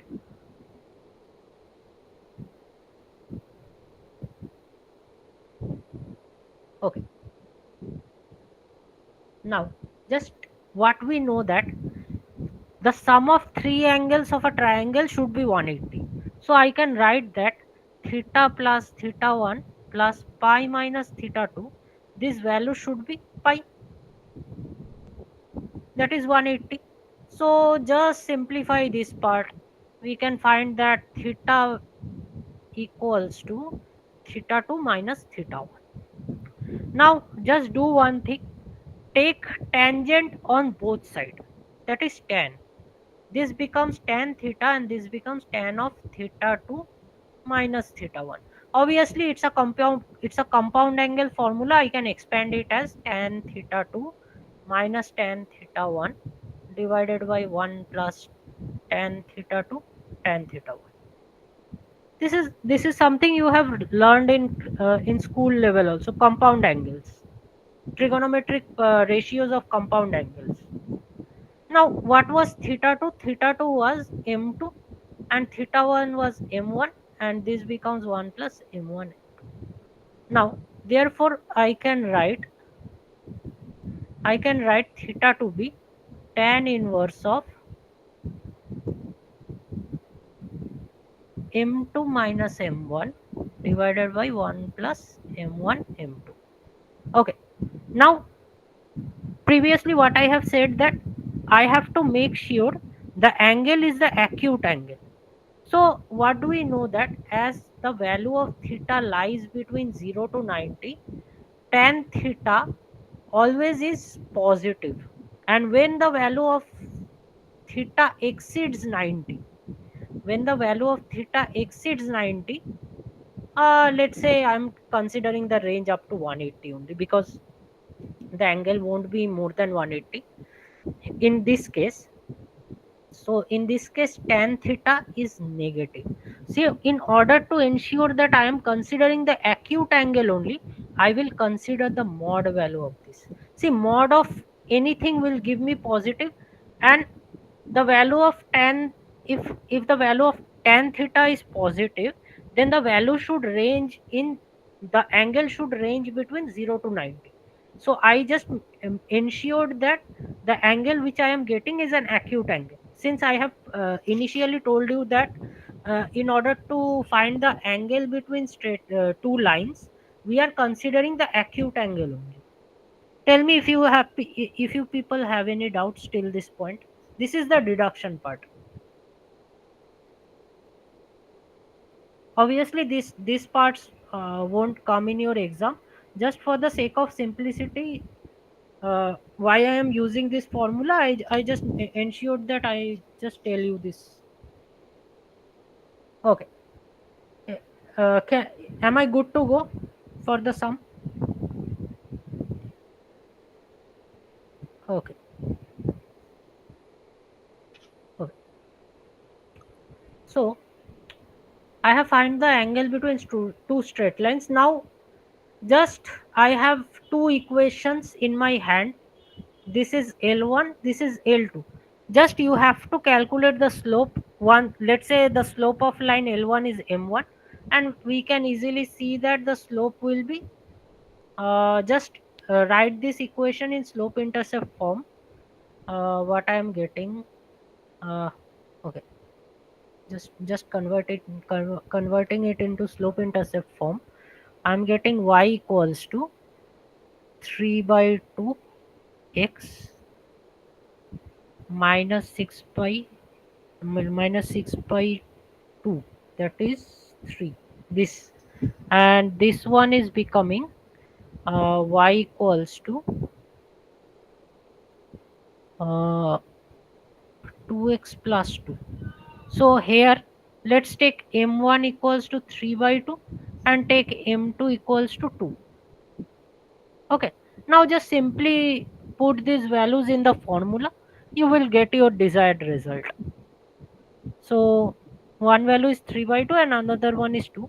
Let theta be the angle between L1 and L2.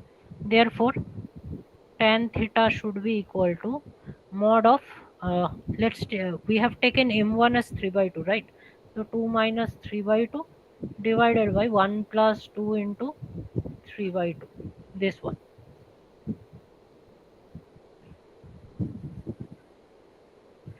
1 into m1 m2. Okay, so this value is becoming 4 minus 3, that is 1 by 2 divided by 3 plus 1 4 mod value. So obviously this is giving me 1 by 8, and modulus of 1 by 8 is 1 by 8. Therefore theta is nothing but tan inverse of 1 by 8. This should be the answer. Okay, 1 by 8. Just tell me if you people have any questions regarding this sum. Okay. Okay. So let's move on to the next part or next sum.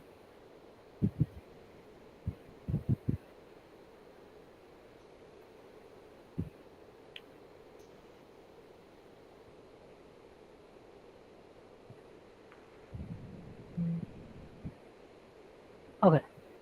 Okay. Let me tell you something. Do expect at least one question from set theory. This kind of question will come in exam. Expect this kind of question. Okay. Let me take a screenshot of this part.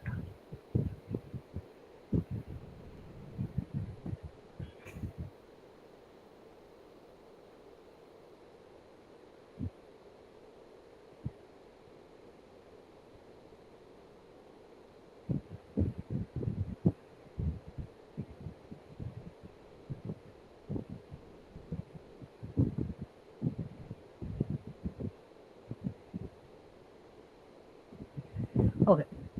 First of all, I have to formulate this problem. Then I will go and look for the question. In order to do any kind of problem, I have to first understand what the problem is telling me. So I have a grocery store. There are 60 customers who made purchase on a specific day, and 28 people have brought bread, 37 brought milk, and 30 people had brought fruits. All the customers brought at least one of the three items. 16 of them have bought bread and fruit. 17 of them has bought bread and milk, and 9 of them brought all the three items. Okay, so this is a problem. We have to first of all formulate this. Okay, in this case I need some help from you people also, because as I told you that I am not that much good in calculation. So it might happen ki I can make some mistakes, and just correct me if I do some mistakes. So total number of people are 60. There are total 60 customers, and there is one thing that I have read here, that all the customers has brought at least one of the three items. So what are the three items I have? I have three items as bread. I have another item as milk and another item as fruit. So let's name this set. So let's take one set to be fruit. Let's take this set to be fruit. Okay, it's not mandatory to make a set as a circle. Set can be any, you can make rectangle also as a set. No issue regarding that. Uh, let's take one set for milk. Let's name it as capital F. Obviously, there will be some people who have brought milk as well as fruit, so there should be an intersection between them. Uh, and another part is uh, bread. So another part is bread.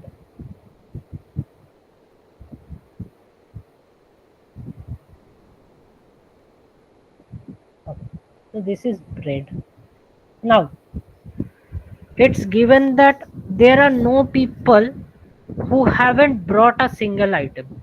So every person should lie in the union of these three sets. So now let's check for the question. Okay, just tell me up to this point it's clear, na?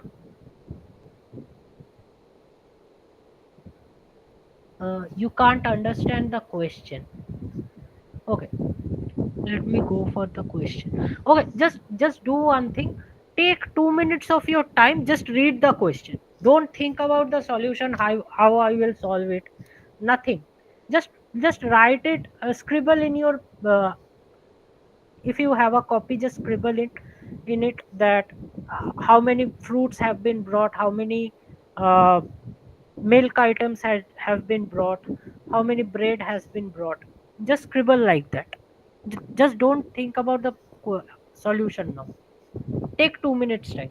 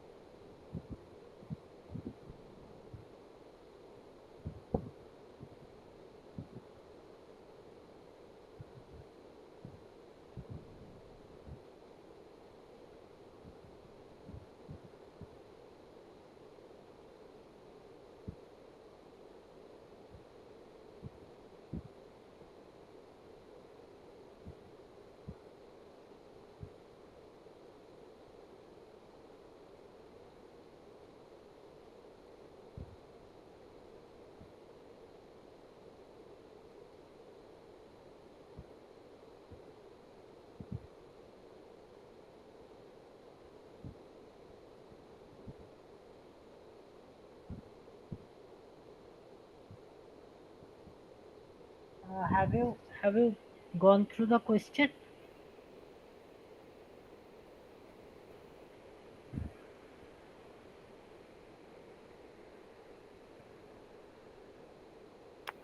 uh, shall I move ahead? Okay. Hey, people, I just want to know, uh, am I able to make you people understand what I'm trying to say? If there is any issue regarding that part. Okay. Okay. So there are three kind. Let's name them. Okay. F is the F denotes the set of people who brought fruit.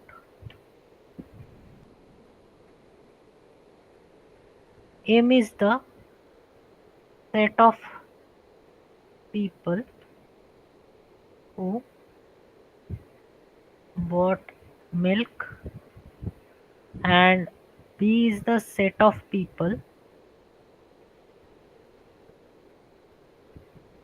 who bought bread.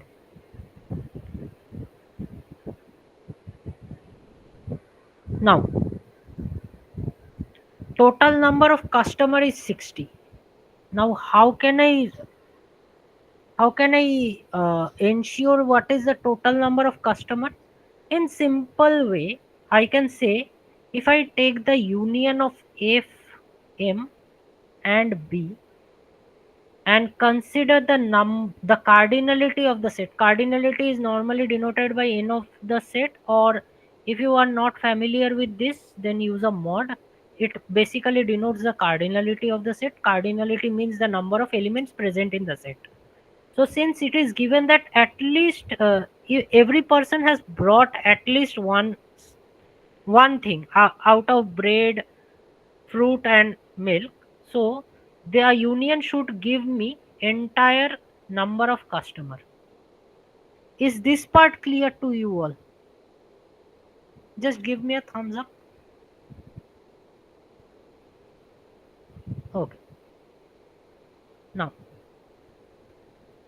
So basically, this entire union will give me the number of customer. This is the total number of customers.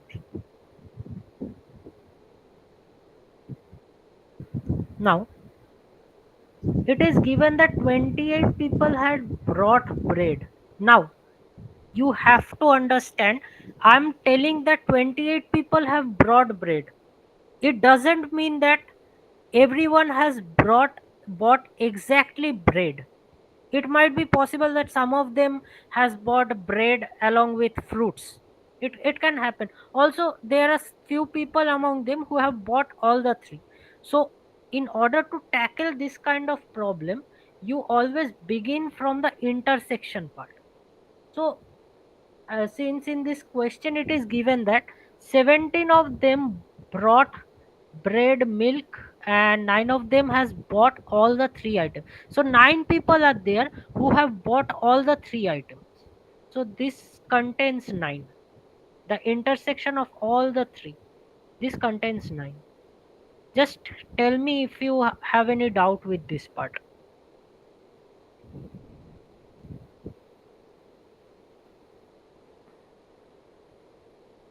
This the intersection part will be 9, right? Now let's move on to the next part. The next part is telling that 17 of them has bought bread and milk.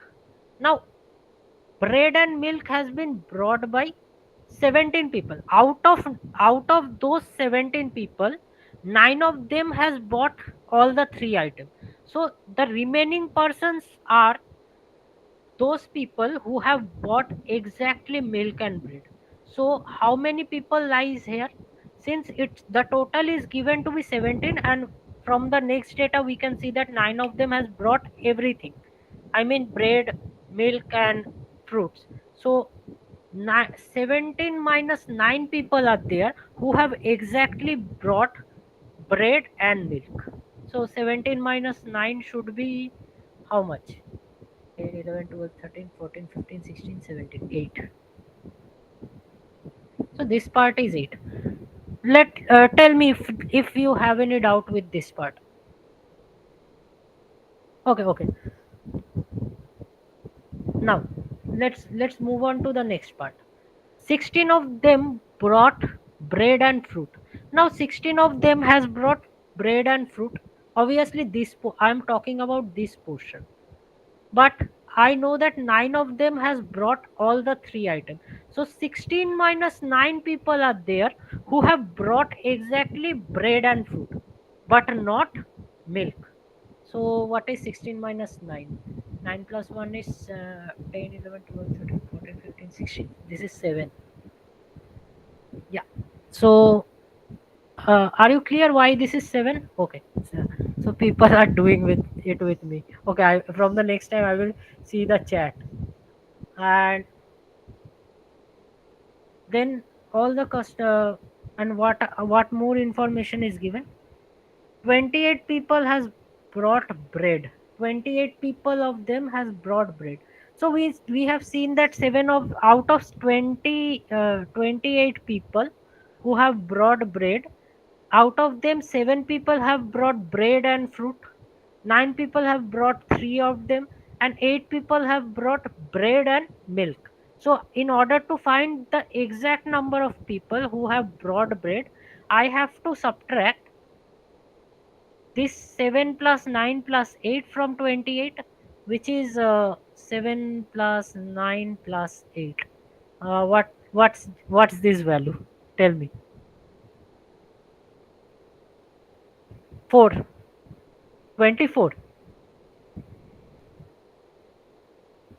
8 to the 16, 17. 17 plus 7.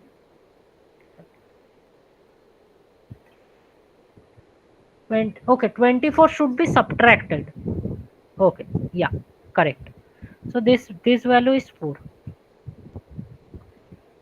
Now, what more is given? 37 people brought milk. 37 have brought milk. So out of 37, I don't know how many people have brought fruit and milk. Exactly fruit and milk. So I don't know, let's name it as X. I don't know about this part. So how many people has exactly brought only milk? 37 people have brought milk, so it should be 37 minus 8 plus 8, 16, 1, 17, 17 plus 6. This should be 17 plus 6. So ultimately this will give me 0, 20 minus 6. If I just tell me if I am doing anything wrong or not.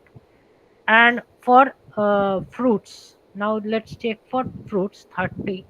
So 30 minus 7 plus 7, 14, 15, 16 minus 16 minus x, that is 16 to the is 32, 14, 14 minus x. So 14 minus x people have actually brought only fruit, nothing else.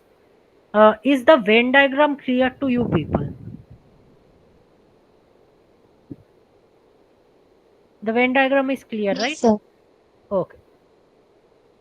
So just I have been given that the union give me 60.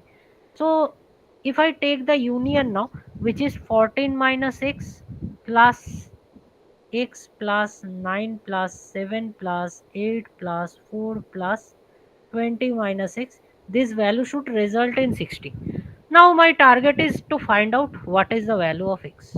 So okay, what I have written it here, 14 minus 6, okay, this is x, sorry, I haven't written it in such a way that I can't even read myself. So what is the value I am getting here? I am getting 14 plus 9 plus 7 plus 8 plus 4 plus 20. Yeah, okay, just help me out with this calculation. Just calculate the numeric part, and for the variable part it will be 1 minus x will cancel 1 plus x, the result will have 1 minus x only. Just calculate the sum of these numbers, nothing else.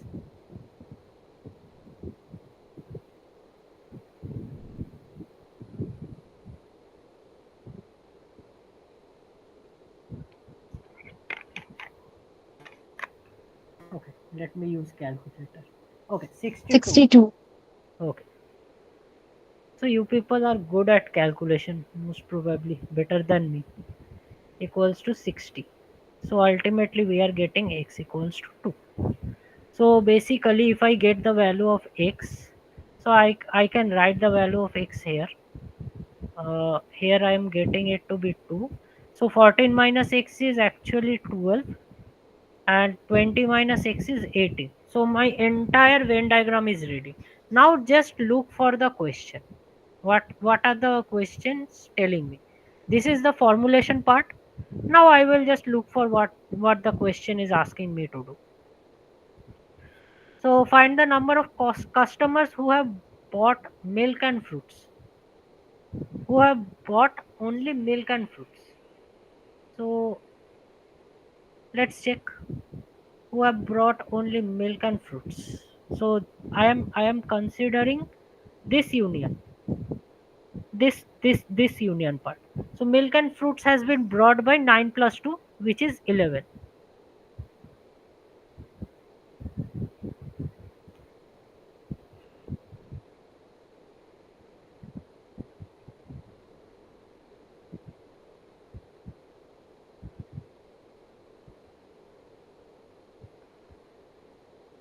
Why now? You people might think that I am asking for milk and fruit. Why not 2?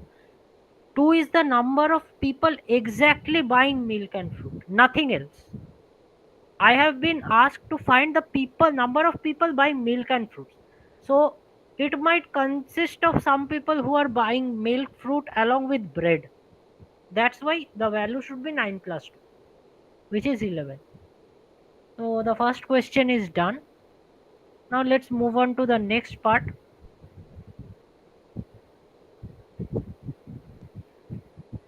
Uh, the next part contains what question? Let's see. Uh, Find the number of customers who brought milk and fruits but not bread. See here, I have to find out the number of people who have brought only milk and fruit, not bread. So, which area gives me that? Milk and fruit but not bread. This part only. So, which is 2? We have X. calculated. Yeah, people only buying milk and fruit.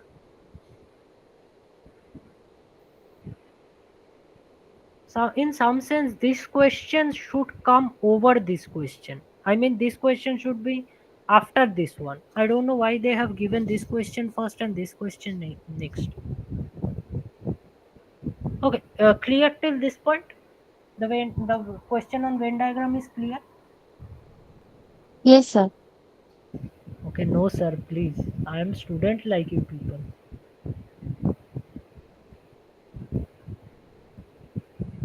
Okay, let's move on to the next problem. Okay, so next problem is a diagrammatic problem. I'm taking the entire question for this one.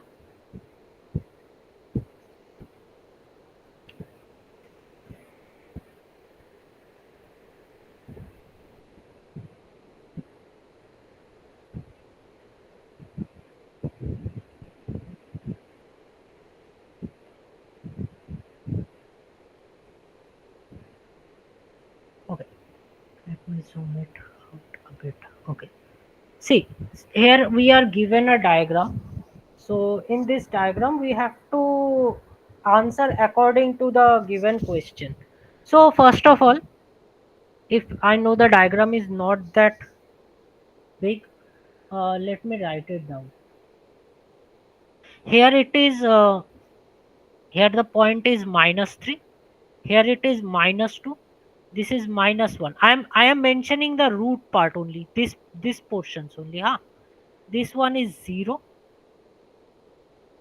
Obviously, in terms of coordinates, it's 0 0. It's -1 0. It's 2 comma 0, -2 comma 0, and this is -3 comma 0. This is 1 comma 0. This is 2 comma 0, and this one is, I'm not able to read it. I am hoping it to be 3 comma 0. Okay. Now the roots of the given polynomial is visible, right? Is my handwriting visible? Yes, sir. Okay. Okay. So now let me tell you something. Here it is given in the question that multiplicity 1 and -1 should be same. What is multiplicity actually? Actually, multiplicity of a root or a zero, a particular, let's say I have a polynomial px, and let's say px has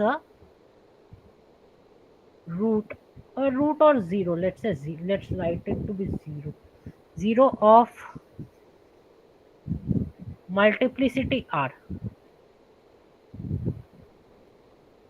So basically we can write px equals to x minus alpha. If alpha is the particular 0 which has a multiplicity r, then x minus alpha power r, then q into qx. I can write the polynomial px to be in this form.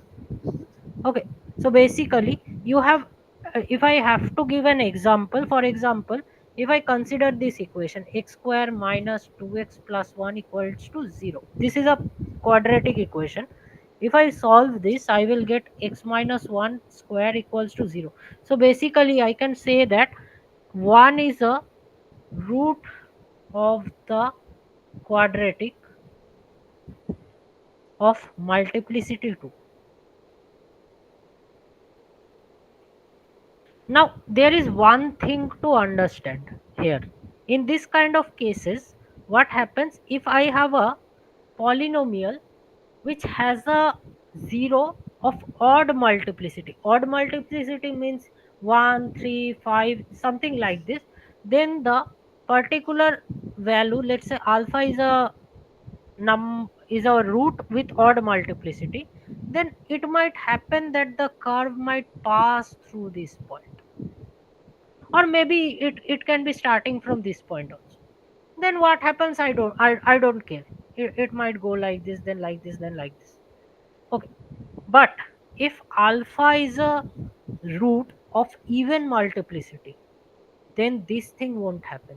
If alpha is a root of a given polynomial of even multiplicity, what happens is this will come to alpha and then it will bounce back from alpha. It won't go downwards. It won't go downwards. This is the speciality of multiplicity. If I have some multiplicity of even number, then it will just touch that particular zero, because obviously at the particular point the functional value should be zero. So it will touch that particular value and then again go upwards. It won't go downwards. And if it is of odd multiplicity, what will happen is it will just go from up to down, or maybe I can consider the other direction also. It might go from down to up. Is this clear what I'm trying to convey? Okay, nice. Okay, so here I have been given that I have to check from the given curve if -1 and +1 have same multiplicity. Obviously, what I have said that if two roots, say -1 and +1, have odd multiplicity, I can easily check that here I have a root -1 and here I have a root 1. Clearly, I can see that the curve has passed from -1 towards down. Even for one point, I have seen that the curve has gone up from down to up. It has actually passed through that point. It haven't bounced. So I can say that -1, if have if -1 is a root, then it should be of odd multiplicity. Same goes for 1 also. But I can't exactly say that -1 and 1 has the same multiplicity. That I can't ensure. So that's why the first statement is wrong. I can assure that both have odd multiplicity. If exist, they have odd multiplicity. But more than that, I can't say from the given curve. Is it clear why first option is wrong?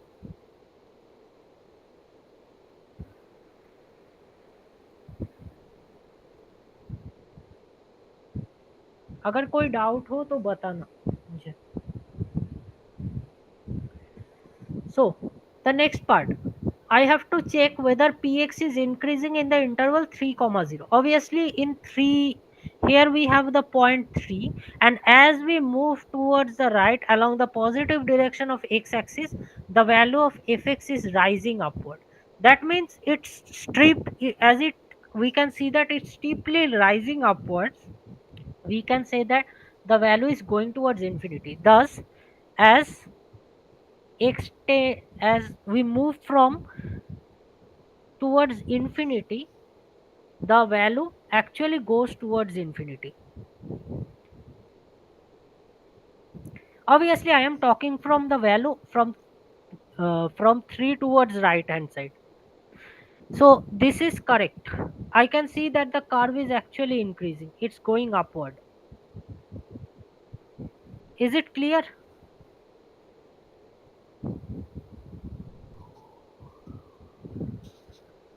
Okay. Now, let's see the second. So the second option is correct. We can see easily say that the total number of local minima is 3. I have to check for local minima.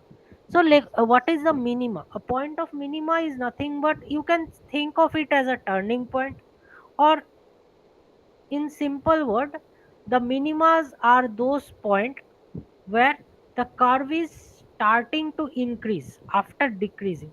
So I can see that here in this point, let me take another color. In this point we can see that the curve was actually decreasing, then after decrease it start to increase. So this is one minima. Obviously, then another minima is around this point. Is the green color visible to you all? Obviously at this point we can see that the if we draw tangent to it, it's actually parallel to x-axis. Even at this point the tangent is parallel to x-axis. Then another minima is here. Now a question might arise why this is not minima, because as I am telling that the point where the tangent is parallel to x-axis, it has to be a in some sense, I haven't said that it's actually a point of maxima. Why it's point of maxima? Because the curve was increasing, then after this point the curve has started to decrease. If this kind of thing happens, then the point is said to be maxima. And the other way around, when the curve was decreasing after a particular point, if the curve starts to increase, then it's a point of minimum. So basically I have here I have one, two, 3 points of minima. Is it clear?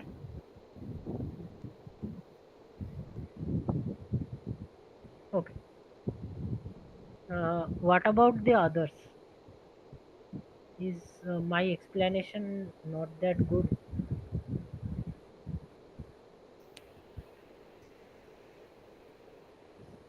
Okay, okay. uh, just stop me if anyone find any kind of problem regarding anything.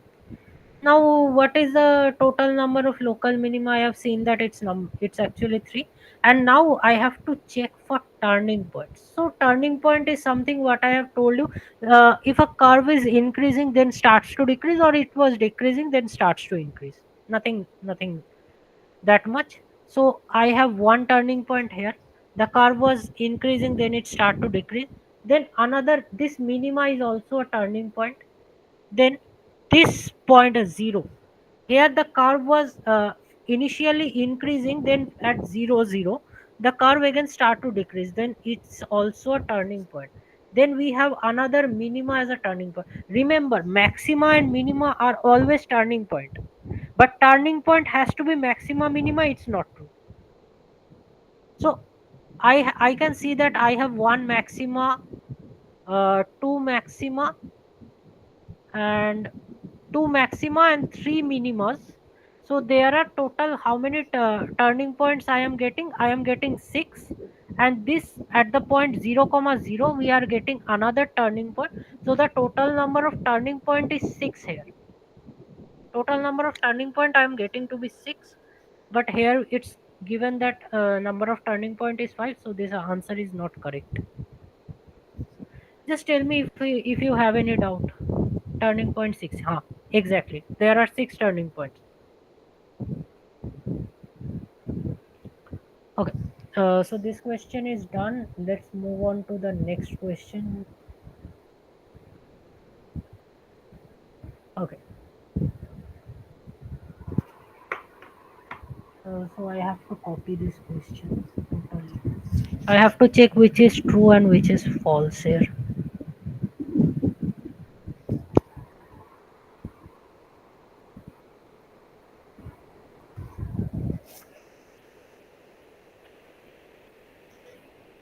Okay, see, I have a question, this one. So I have been given this question. I have to just check which statement is true and false. Let's check the first one. The first one is telling the point at which the slope of the equation is 10 is 4 comma 7. Now what is the slope of this equation?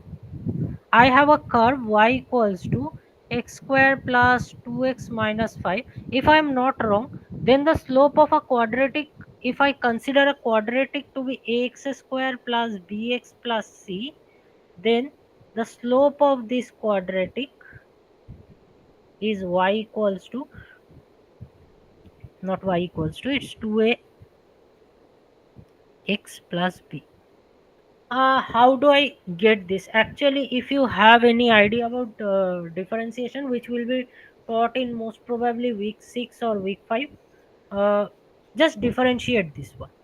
So we know that differentiation of a curve with respect to a variable will give me a tangent at that point. So basically, if I differentiate it, I will get dy dx is equal to 2x plus 2. Okay, so this is nothing but slope at any point x. Okay, so this is the slope. Now I have to find the slope of the equation which is 10.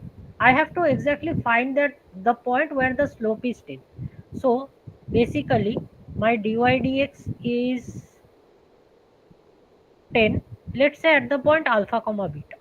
I have to find this point alpha comma beta, where alpha comma beta is the point where slope is 10.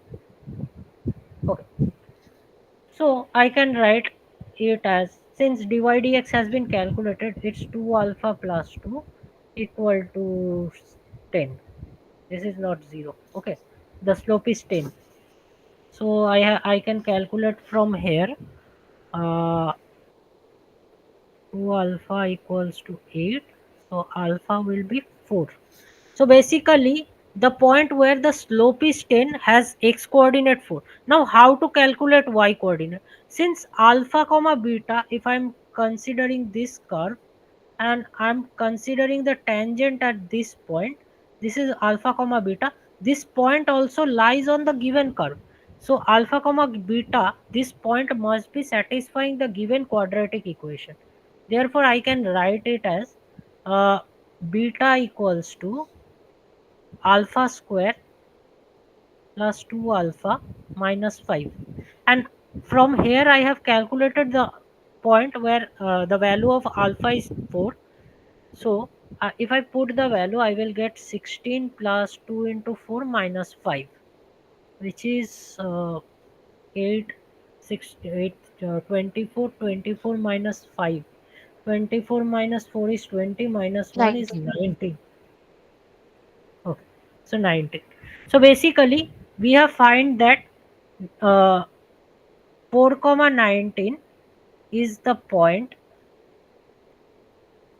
where slope is 10. So, but in the given option, it is given 4 comma 17, so it's wrong. Simultaneously, we can check that here the option is correct. Now, in the second part, we have to find the axis of symmetry of the given function. Okay, so how many of you remember how to transform axis? How many of you know how to transform axis? For example, see, the idea is very simple. It I don't know if it might ring some bell to you all.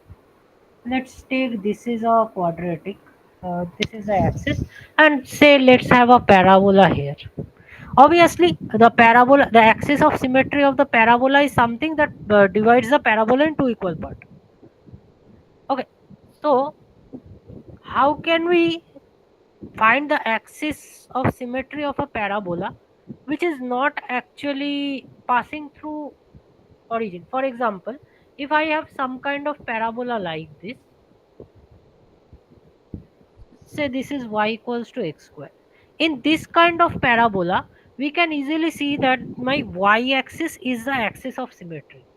So if I have been asked what is the axis of symmetry of this parabola, then I could have said x equals to 0. This was the axis of symmetry.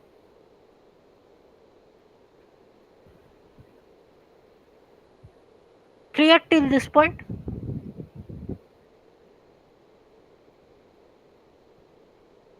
Okay. Now, now what we can do, if I have a parabola something around like this, what we do is, let's say this is the x-axis, this is y-axis. I can give a transformation to my coordinate axis. How? I can actually translate this coordinate axis and put it here.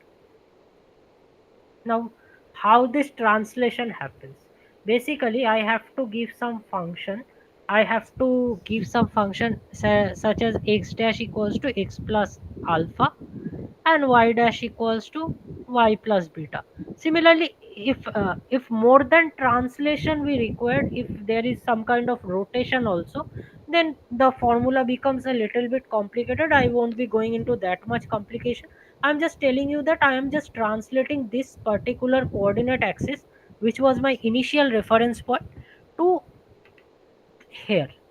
I mean, this coordinate got transformed and the coordinate axis becomes this. This is my new coordinate system, x dash y dash. This is something I want to do. Now, you don't have to remember all these things. I'm just going to explain this in a very technical way. I have been given y equals to, the equation is um, mm, what was x square plus 4x plus 5, x square plus 4x plus 5. Do one thing, y equals to, I can write this part as square of something.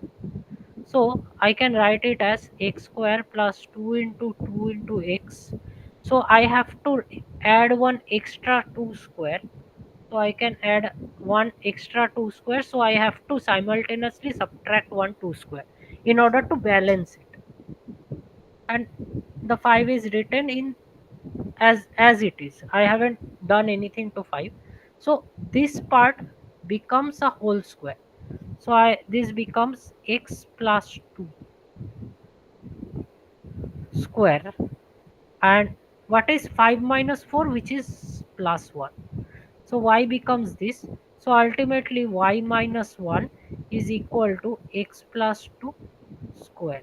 Now I am applying the transformation. What will be my transformation? I am writing, let's say, x dash equals to x plus 2 and y dash equal to y minus 1. If I have done nothing wrong, then this particular equation will get converted to y dash equals to x dash square. Now this is something which I can easily evaluate. I know this form, but this form was something I don't know how to calculate. If I have to plot this one, then this will, I will get x dash y dash, and the parabola will pass something like this. Sorry, please mind my diagram. Okay, so this is something the parabola will look like, y dash equals to x dash square. Now what is the axis of symmetry of this part? For this, the axis of symmetry is x dash equal to 0.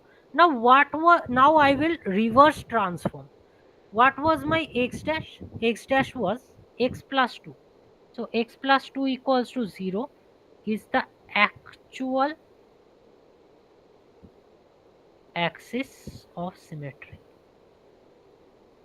with respect to previous coordinate system. So ultimately my axis of symmetry is x equals to minus 2. This is the axis of symmetry. But in the given option, it is given that the axis of symmetry is somewhere x equals to 2. I am getting x equals to minus 2 as axis of symmetry. Since it is x equals to 2, it's not a feasible solution for this problem. Tell me. I just show you the question. I know. Is there any doubt regarding the axis transformation part? I know it might be something uh, that not easy to grab in the first go. Just imagine it like this, that I have moved the coordinate from one space to another space through the process of translation here. Is it clear how to solve this question? देखो, अगर doubt हो यहाँ पे मैं समझ सकता हूँ कि कुछ डाउट हो सकता है. There can be some kind of doubts because the axis of symmetry or how to transform coordinate system is something थोड़ा थोड़ा टेक्निकल हो गया in a simple sense. Okay, if you people are good with it, I have no issue. So the next part, If two different quadratic equation have same discriminant, then the root of both the equations are same.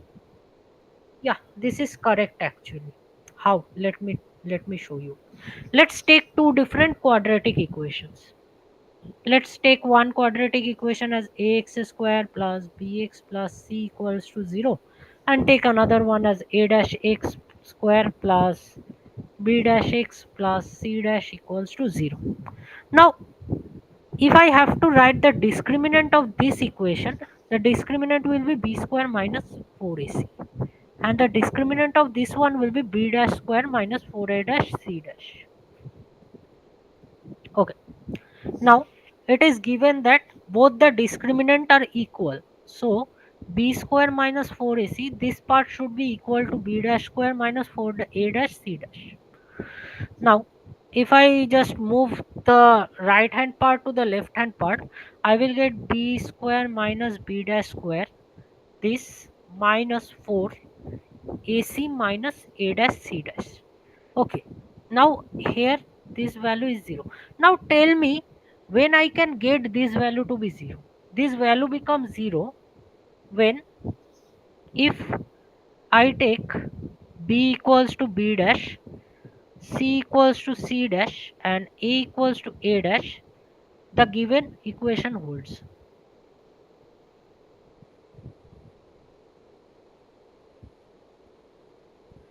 The given equation holds true. Now, one more thing might happen, that you people might think that what happens if a and b, a can be some scalar into a can be some scalar into a dash, b equals to some scalar into b dash, and c equals to some scalar into c dash.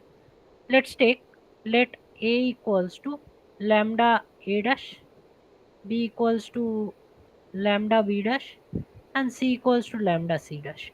If I substitute these values also, if I substitute this value, we are going to get b square.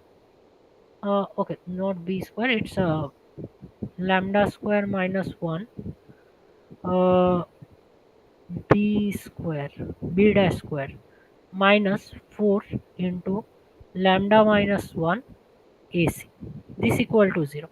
Now this, sorry, this is a dash c dash. Now this value also becomes 0 when either b dash a dash c dash are 0.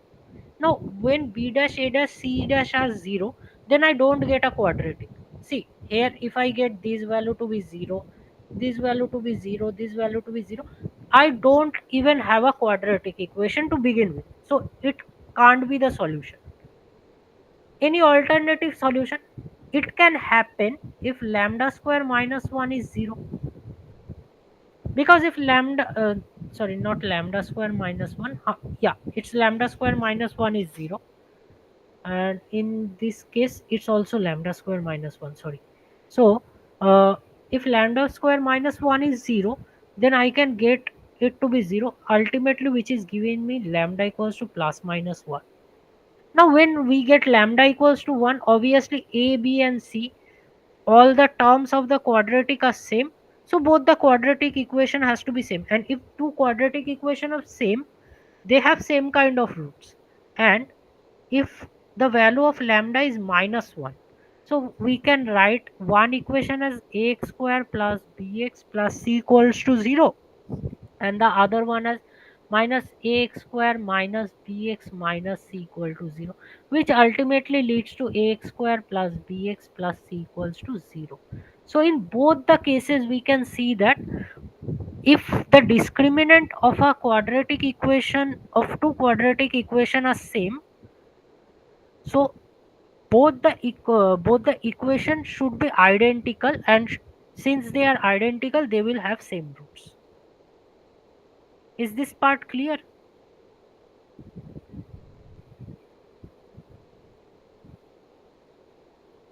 uh, okay, so this part is also done, and the last part is I have shown that it is actually coming out to be 4,19. So let's moving on to the next question.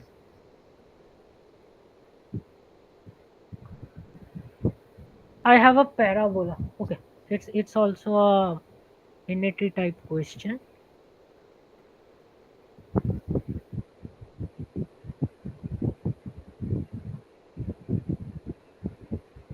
Okay.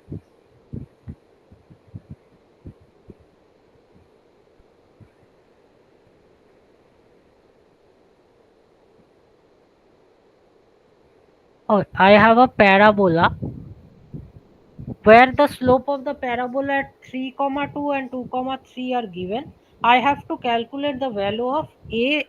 What I have seen is I have to calculate the value of a and b most probably. Just let me make sure, huh? I have to calculate the value of a and calculate the value of b. Okay. So we are given that y equals to ax square plus bx plus c.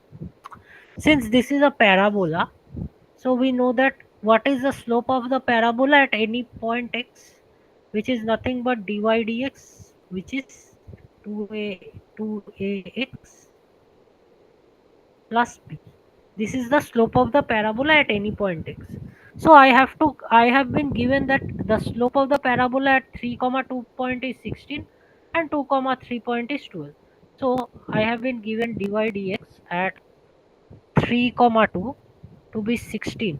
That is ultimately 2 into a into 3 plus b equals to 16. That ultimately gives me 6a plus b equals to 16, and the second one is giving me dy dx at 2 comma 3, this point to be 12, if I'm not wrong, to be 12. So ultimately if I calculate this part, it is 2 into a into 2 plus b equals to 12.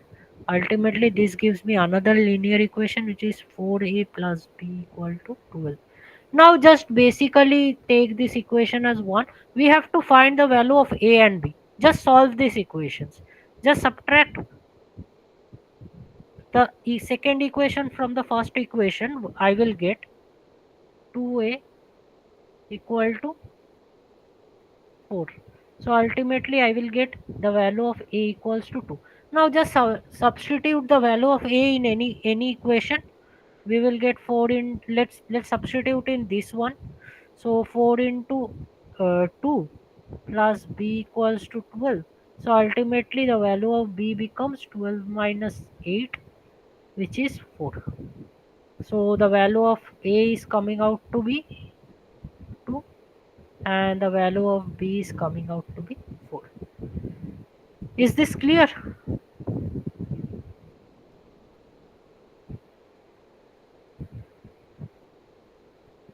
Okay.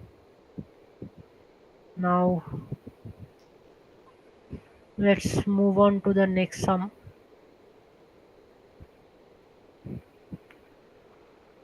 Okay. Yeah. This is the final sum of this question paper, most probably. Let's take this one.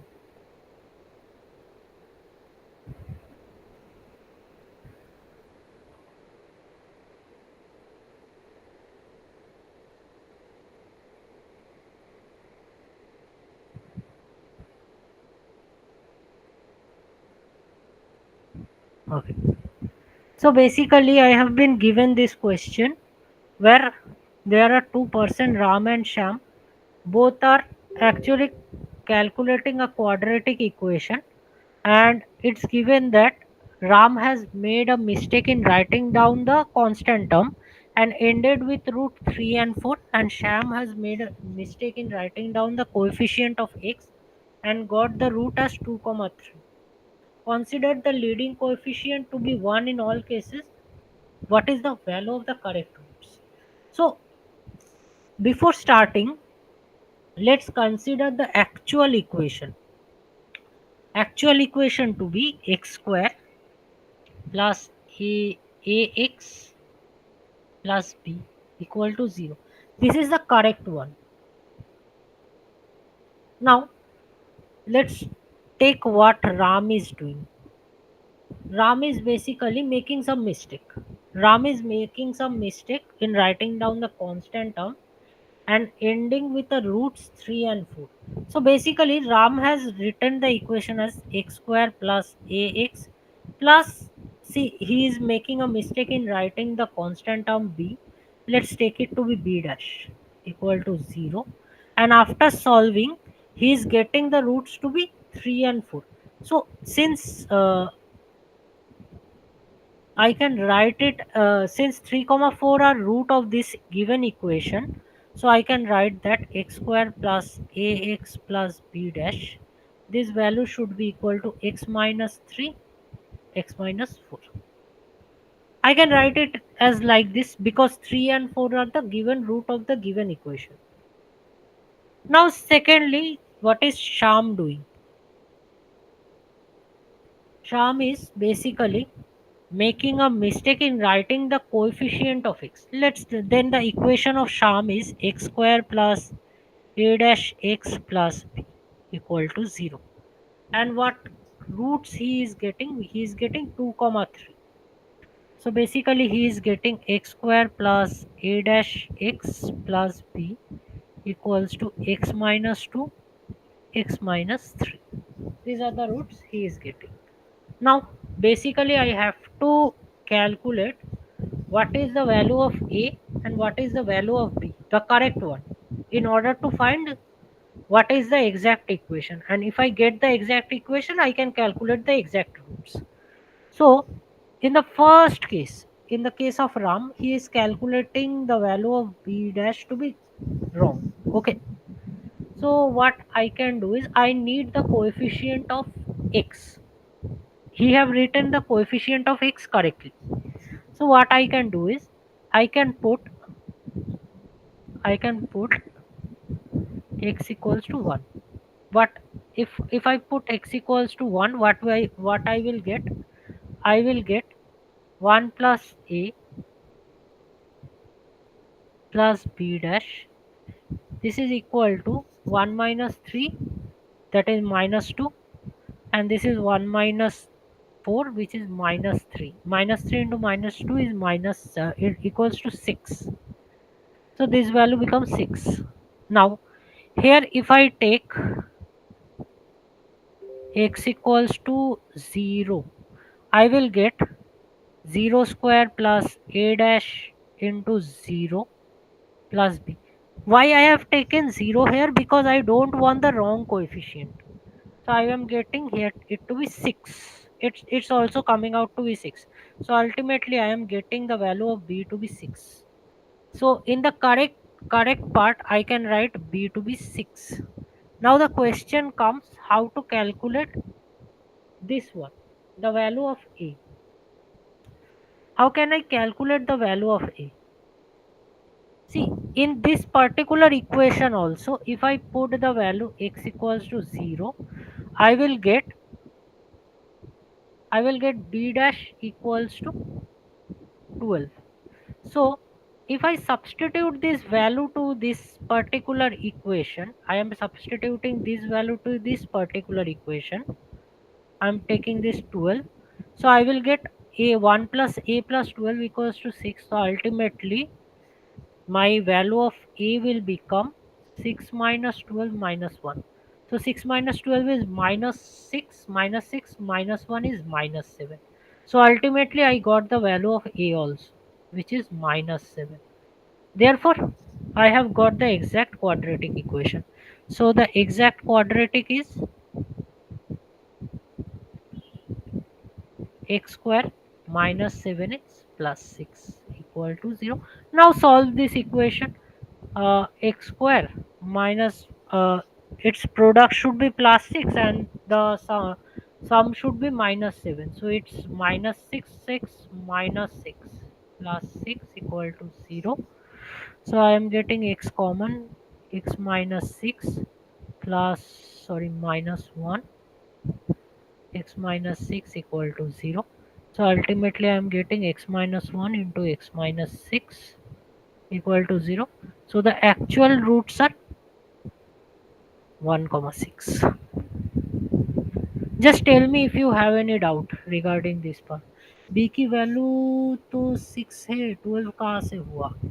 Okay, यहाँ पे just look at here मैं, what I have done is, यहाँ पे जो equation मैंने लिखा है क्या था, X square plus A X, if I am not wrong A X था, सॉरी ए, हाँ A X plus B dash, this was equal to X minus 3 X minus 4, right? अब एक काम करो, यहाँ पे x का वैल्यू 0 कर दो, put x equal to 0, then what I will get, I will get b dash equal to 0 minus 3 into 0 minus 4, मेरा b dash का वैल्यू 12 आ गया.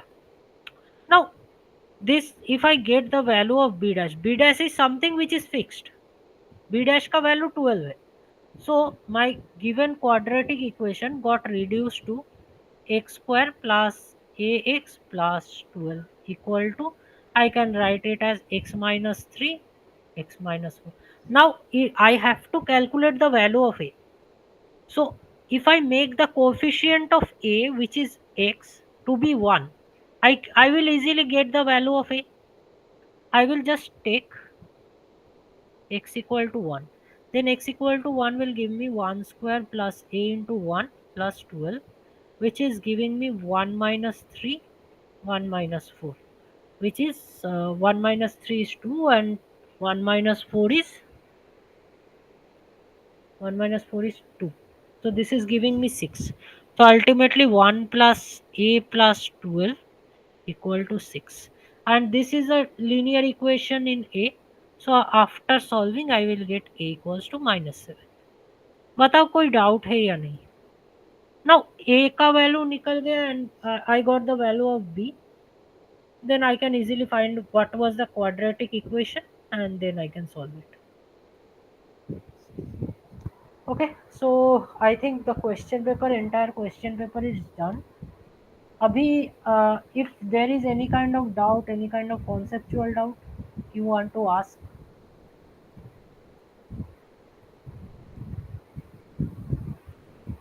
anyone?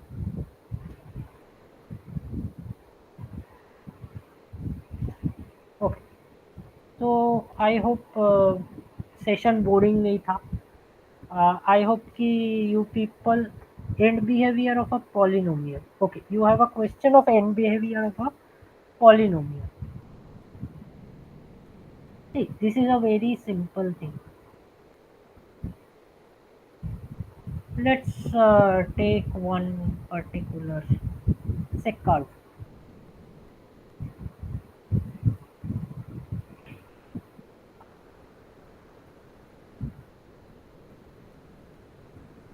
I'm taking a simple curve. Now, obviously, this is something. Okay, it's a smooth curve. Oh, now just tell me what is end behavior. Now, as we move toward, see, when we count number, we always move towards positive direction of x-axis.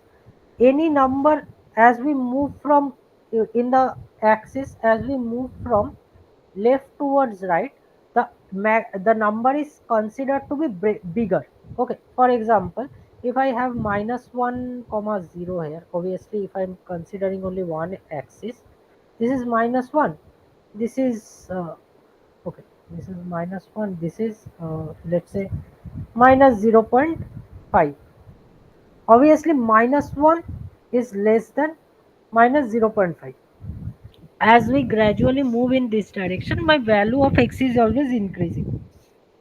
Now when I consider the end behavior of a curve, the end behavior is, I'm considering the part of this one, and let's say after the root the curve has actually gone up, okay, from this part only, and this is the end behavior, this one is another end behavior.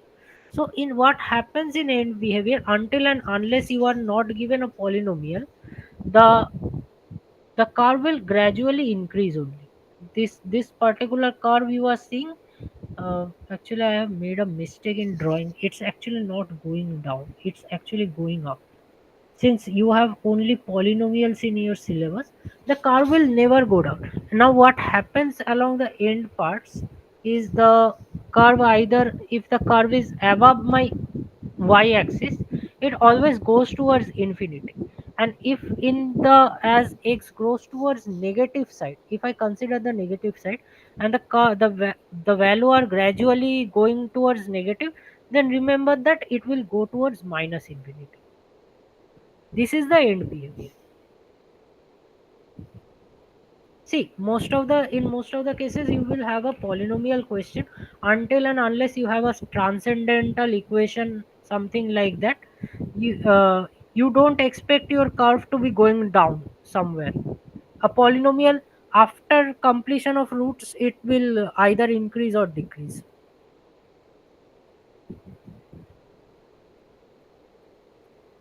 Uh, is it clear, Kushi?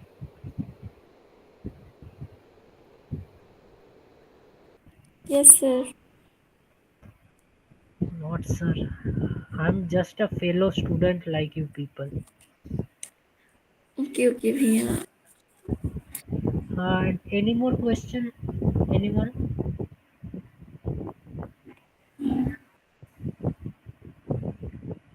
Okay, so what we can do is we can end the session here, and most probably you people need some practice, and all the best for your exams.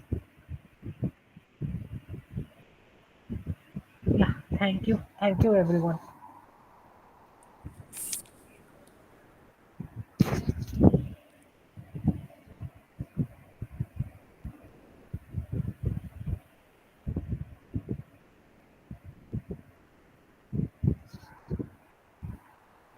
Yeah, thank you everyone.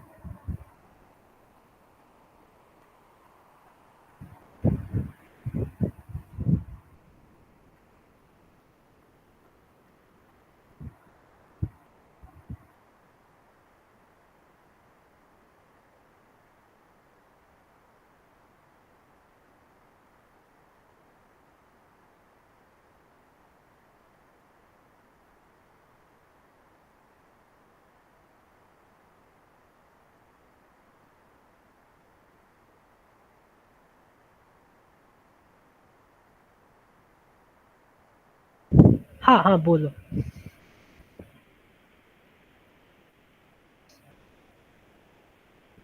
Mock test के question पूछ सकती हूँ sir? Actually mock. Question नहीं बन रहे मुझसे. हाँ पूछो. सर स्क्रीन शेयर कर दूँ? हाँ करो. Okay, thank you.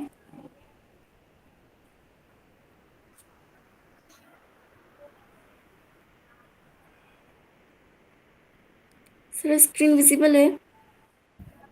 हाँ. Okay sir. सर ये वाले question.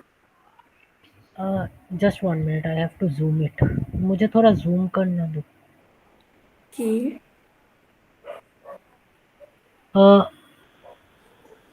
I'm not finding the options of zooming actually.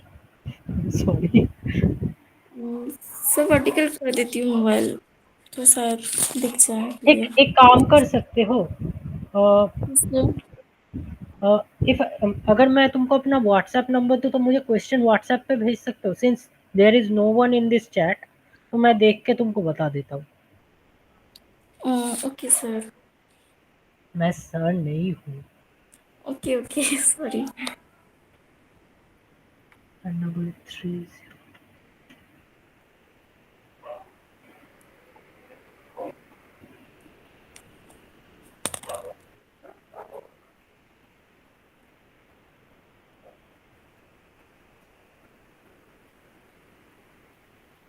Okay, just send me the question here. Okay.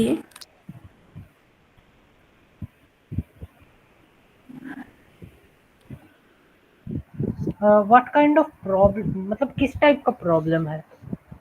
Sir some square error उसी टॉपिक से है. Okay. Send me the question, just मैं देख के बता देता हूँ. Okay okay.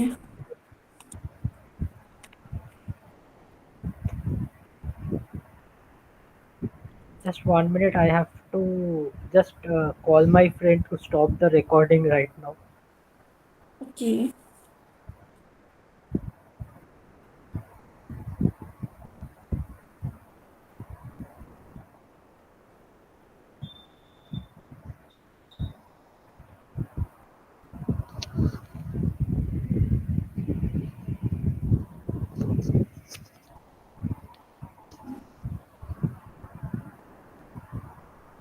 হ্যাঁ বলছি রেকর্ডিং অফ করে দিতে পারিস. একজন আছে, ও একটা কোয়েশ্চেন পাঠাচ্ছে, ওটা সলভ হয়ে গেলে আমি বেরিয়ে যাচ্ছি. তুই রেকর্ডিং অফ করে দিতে পারিস. ওকে, আয়, কাম.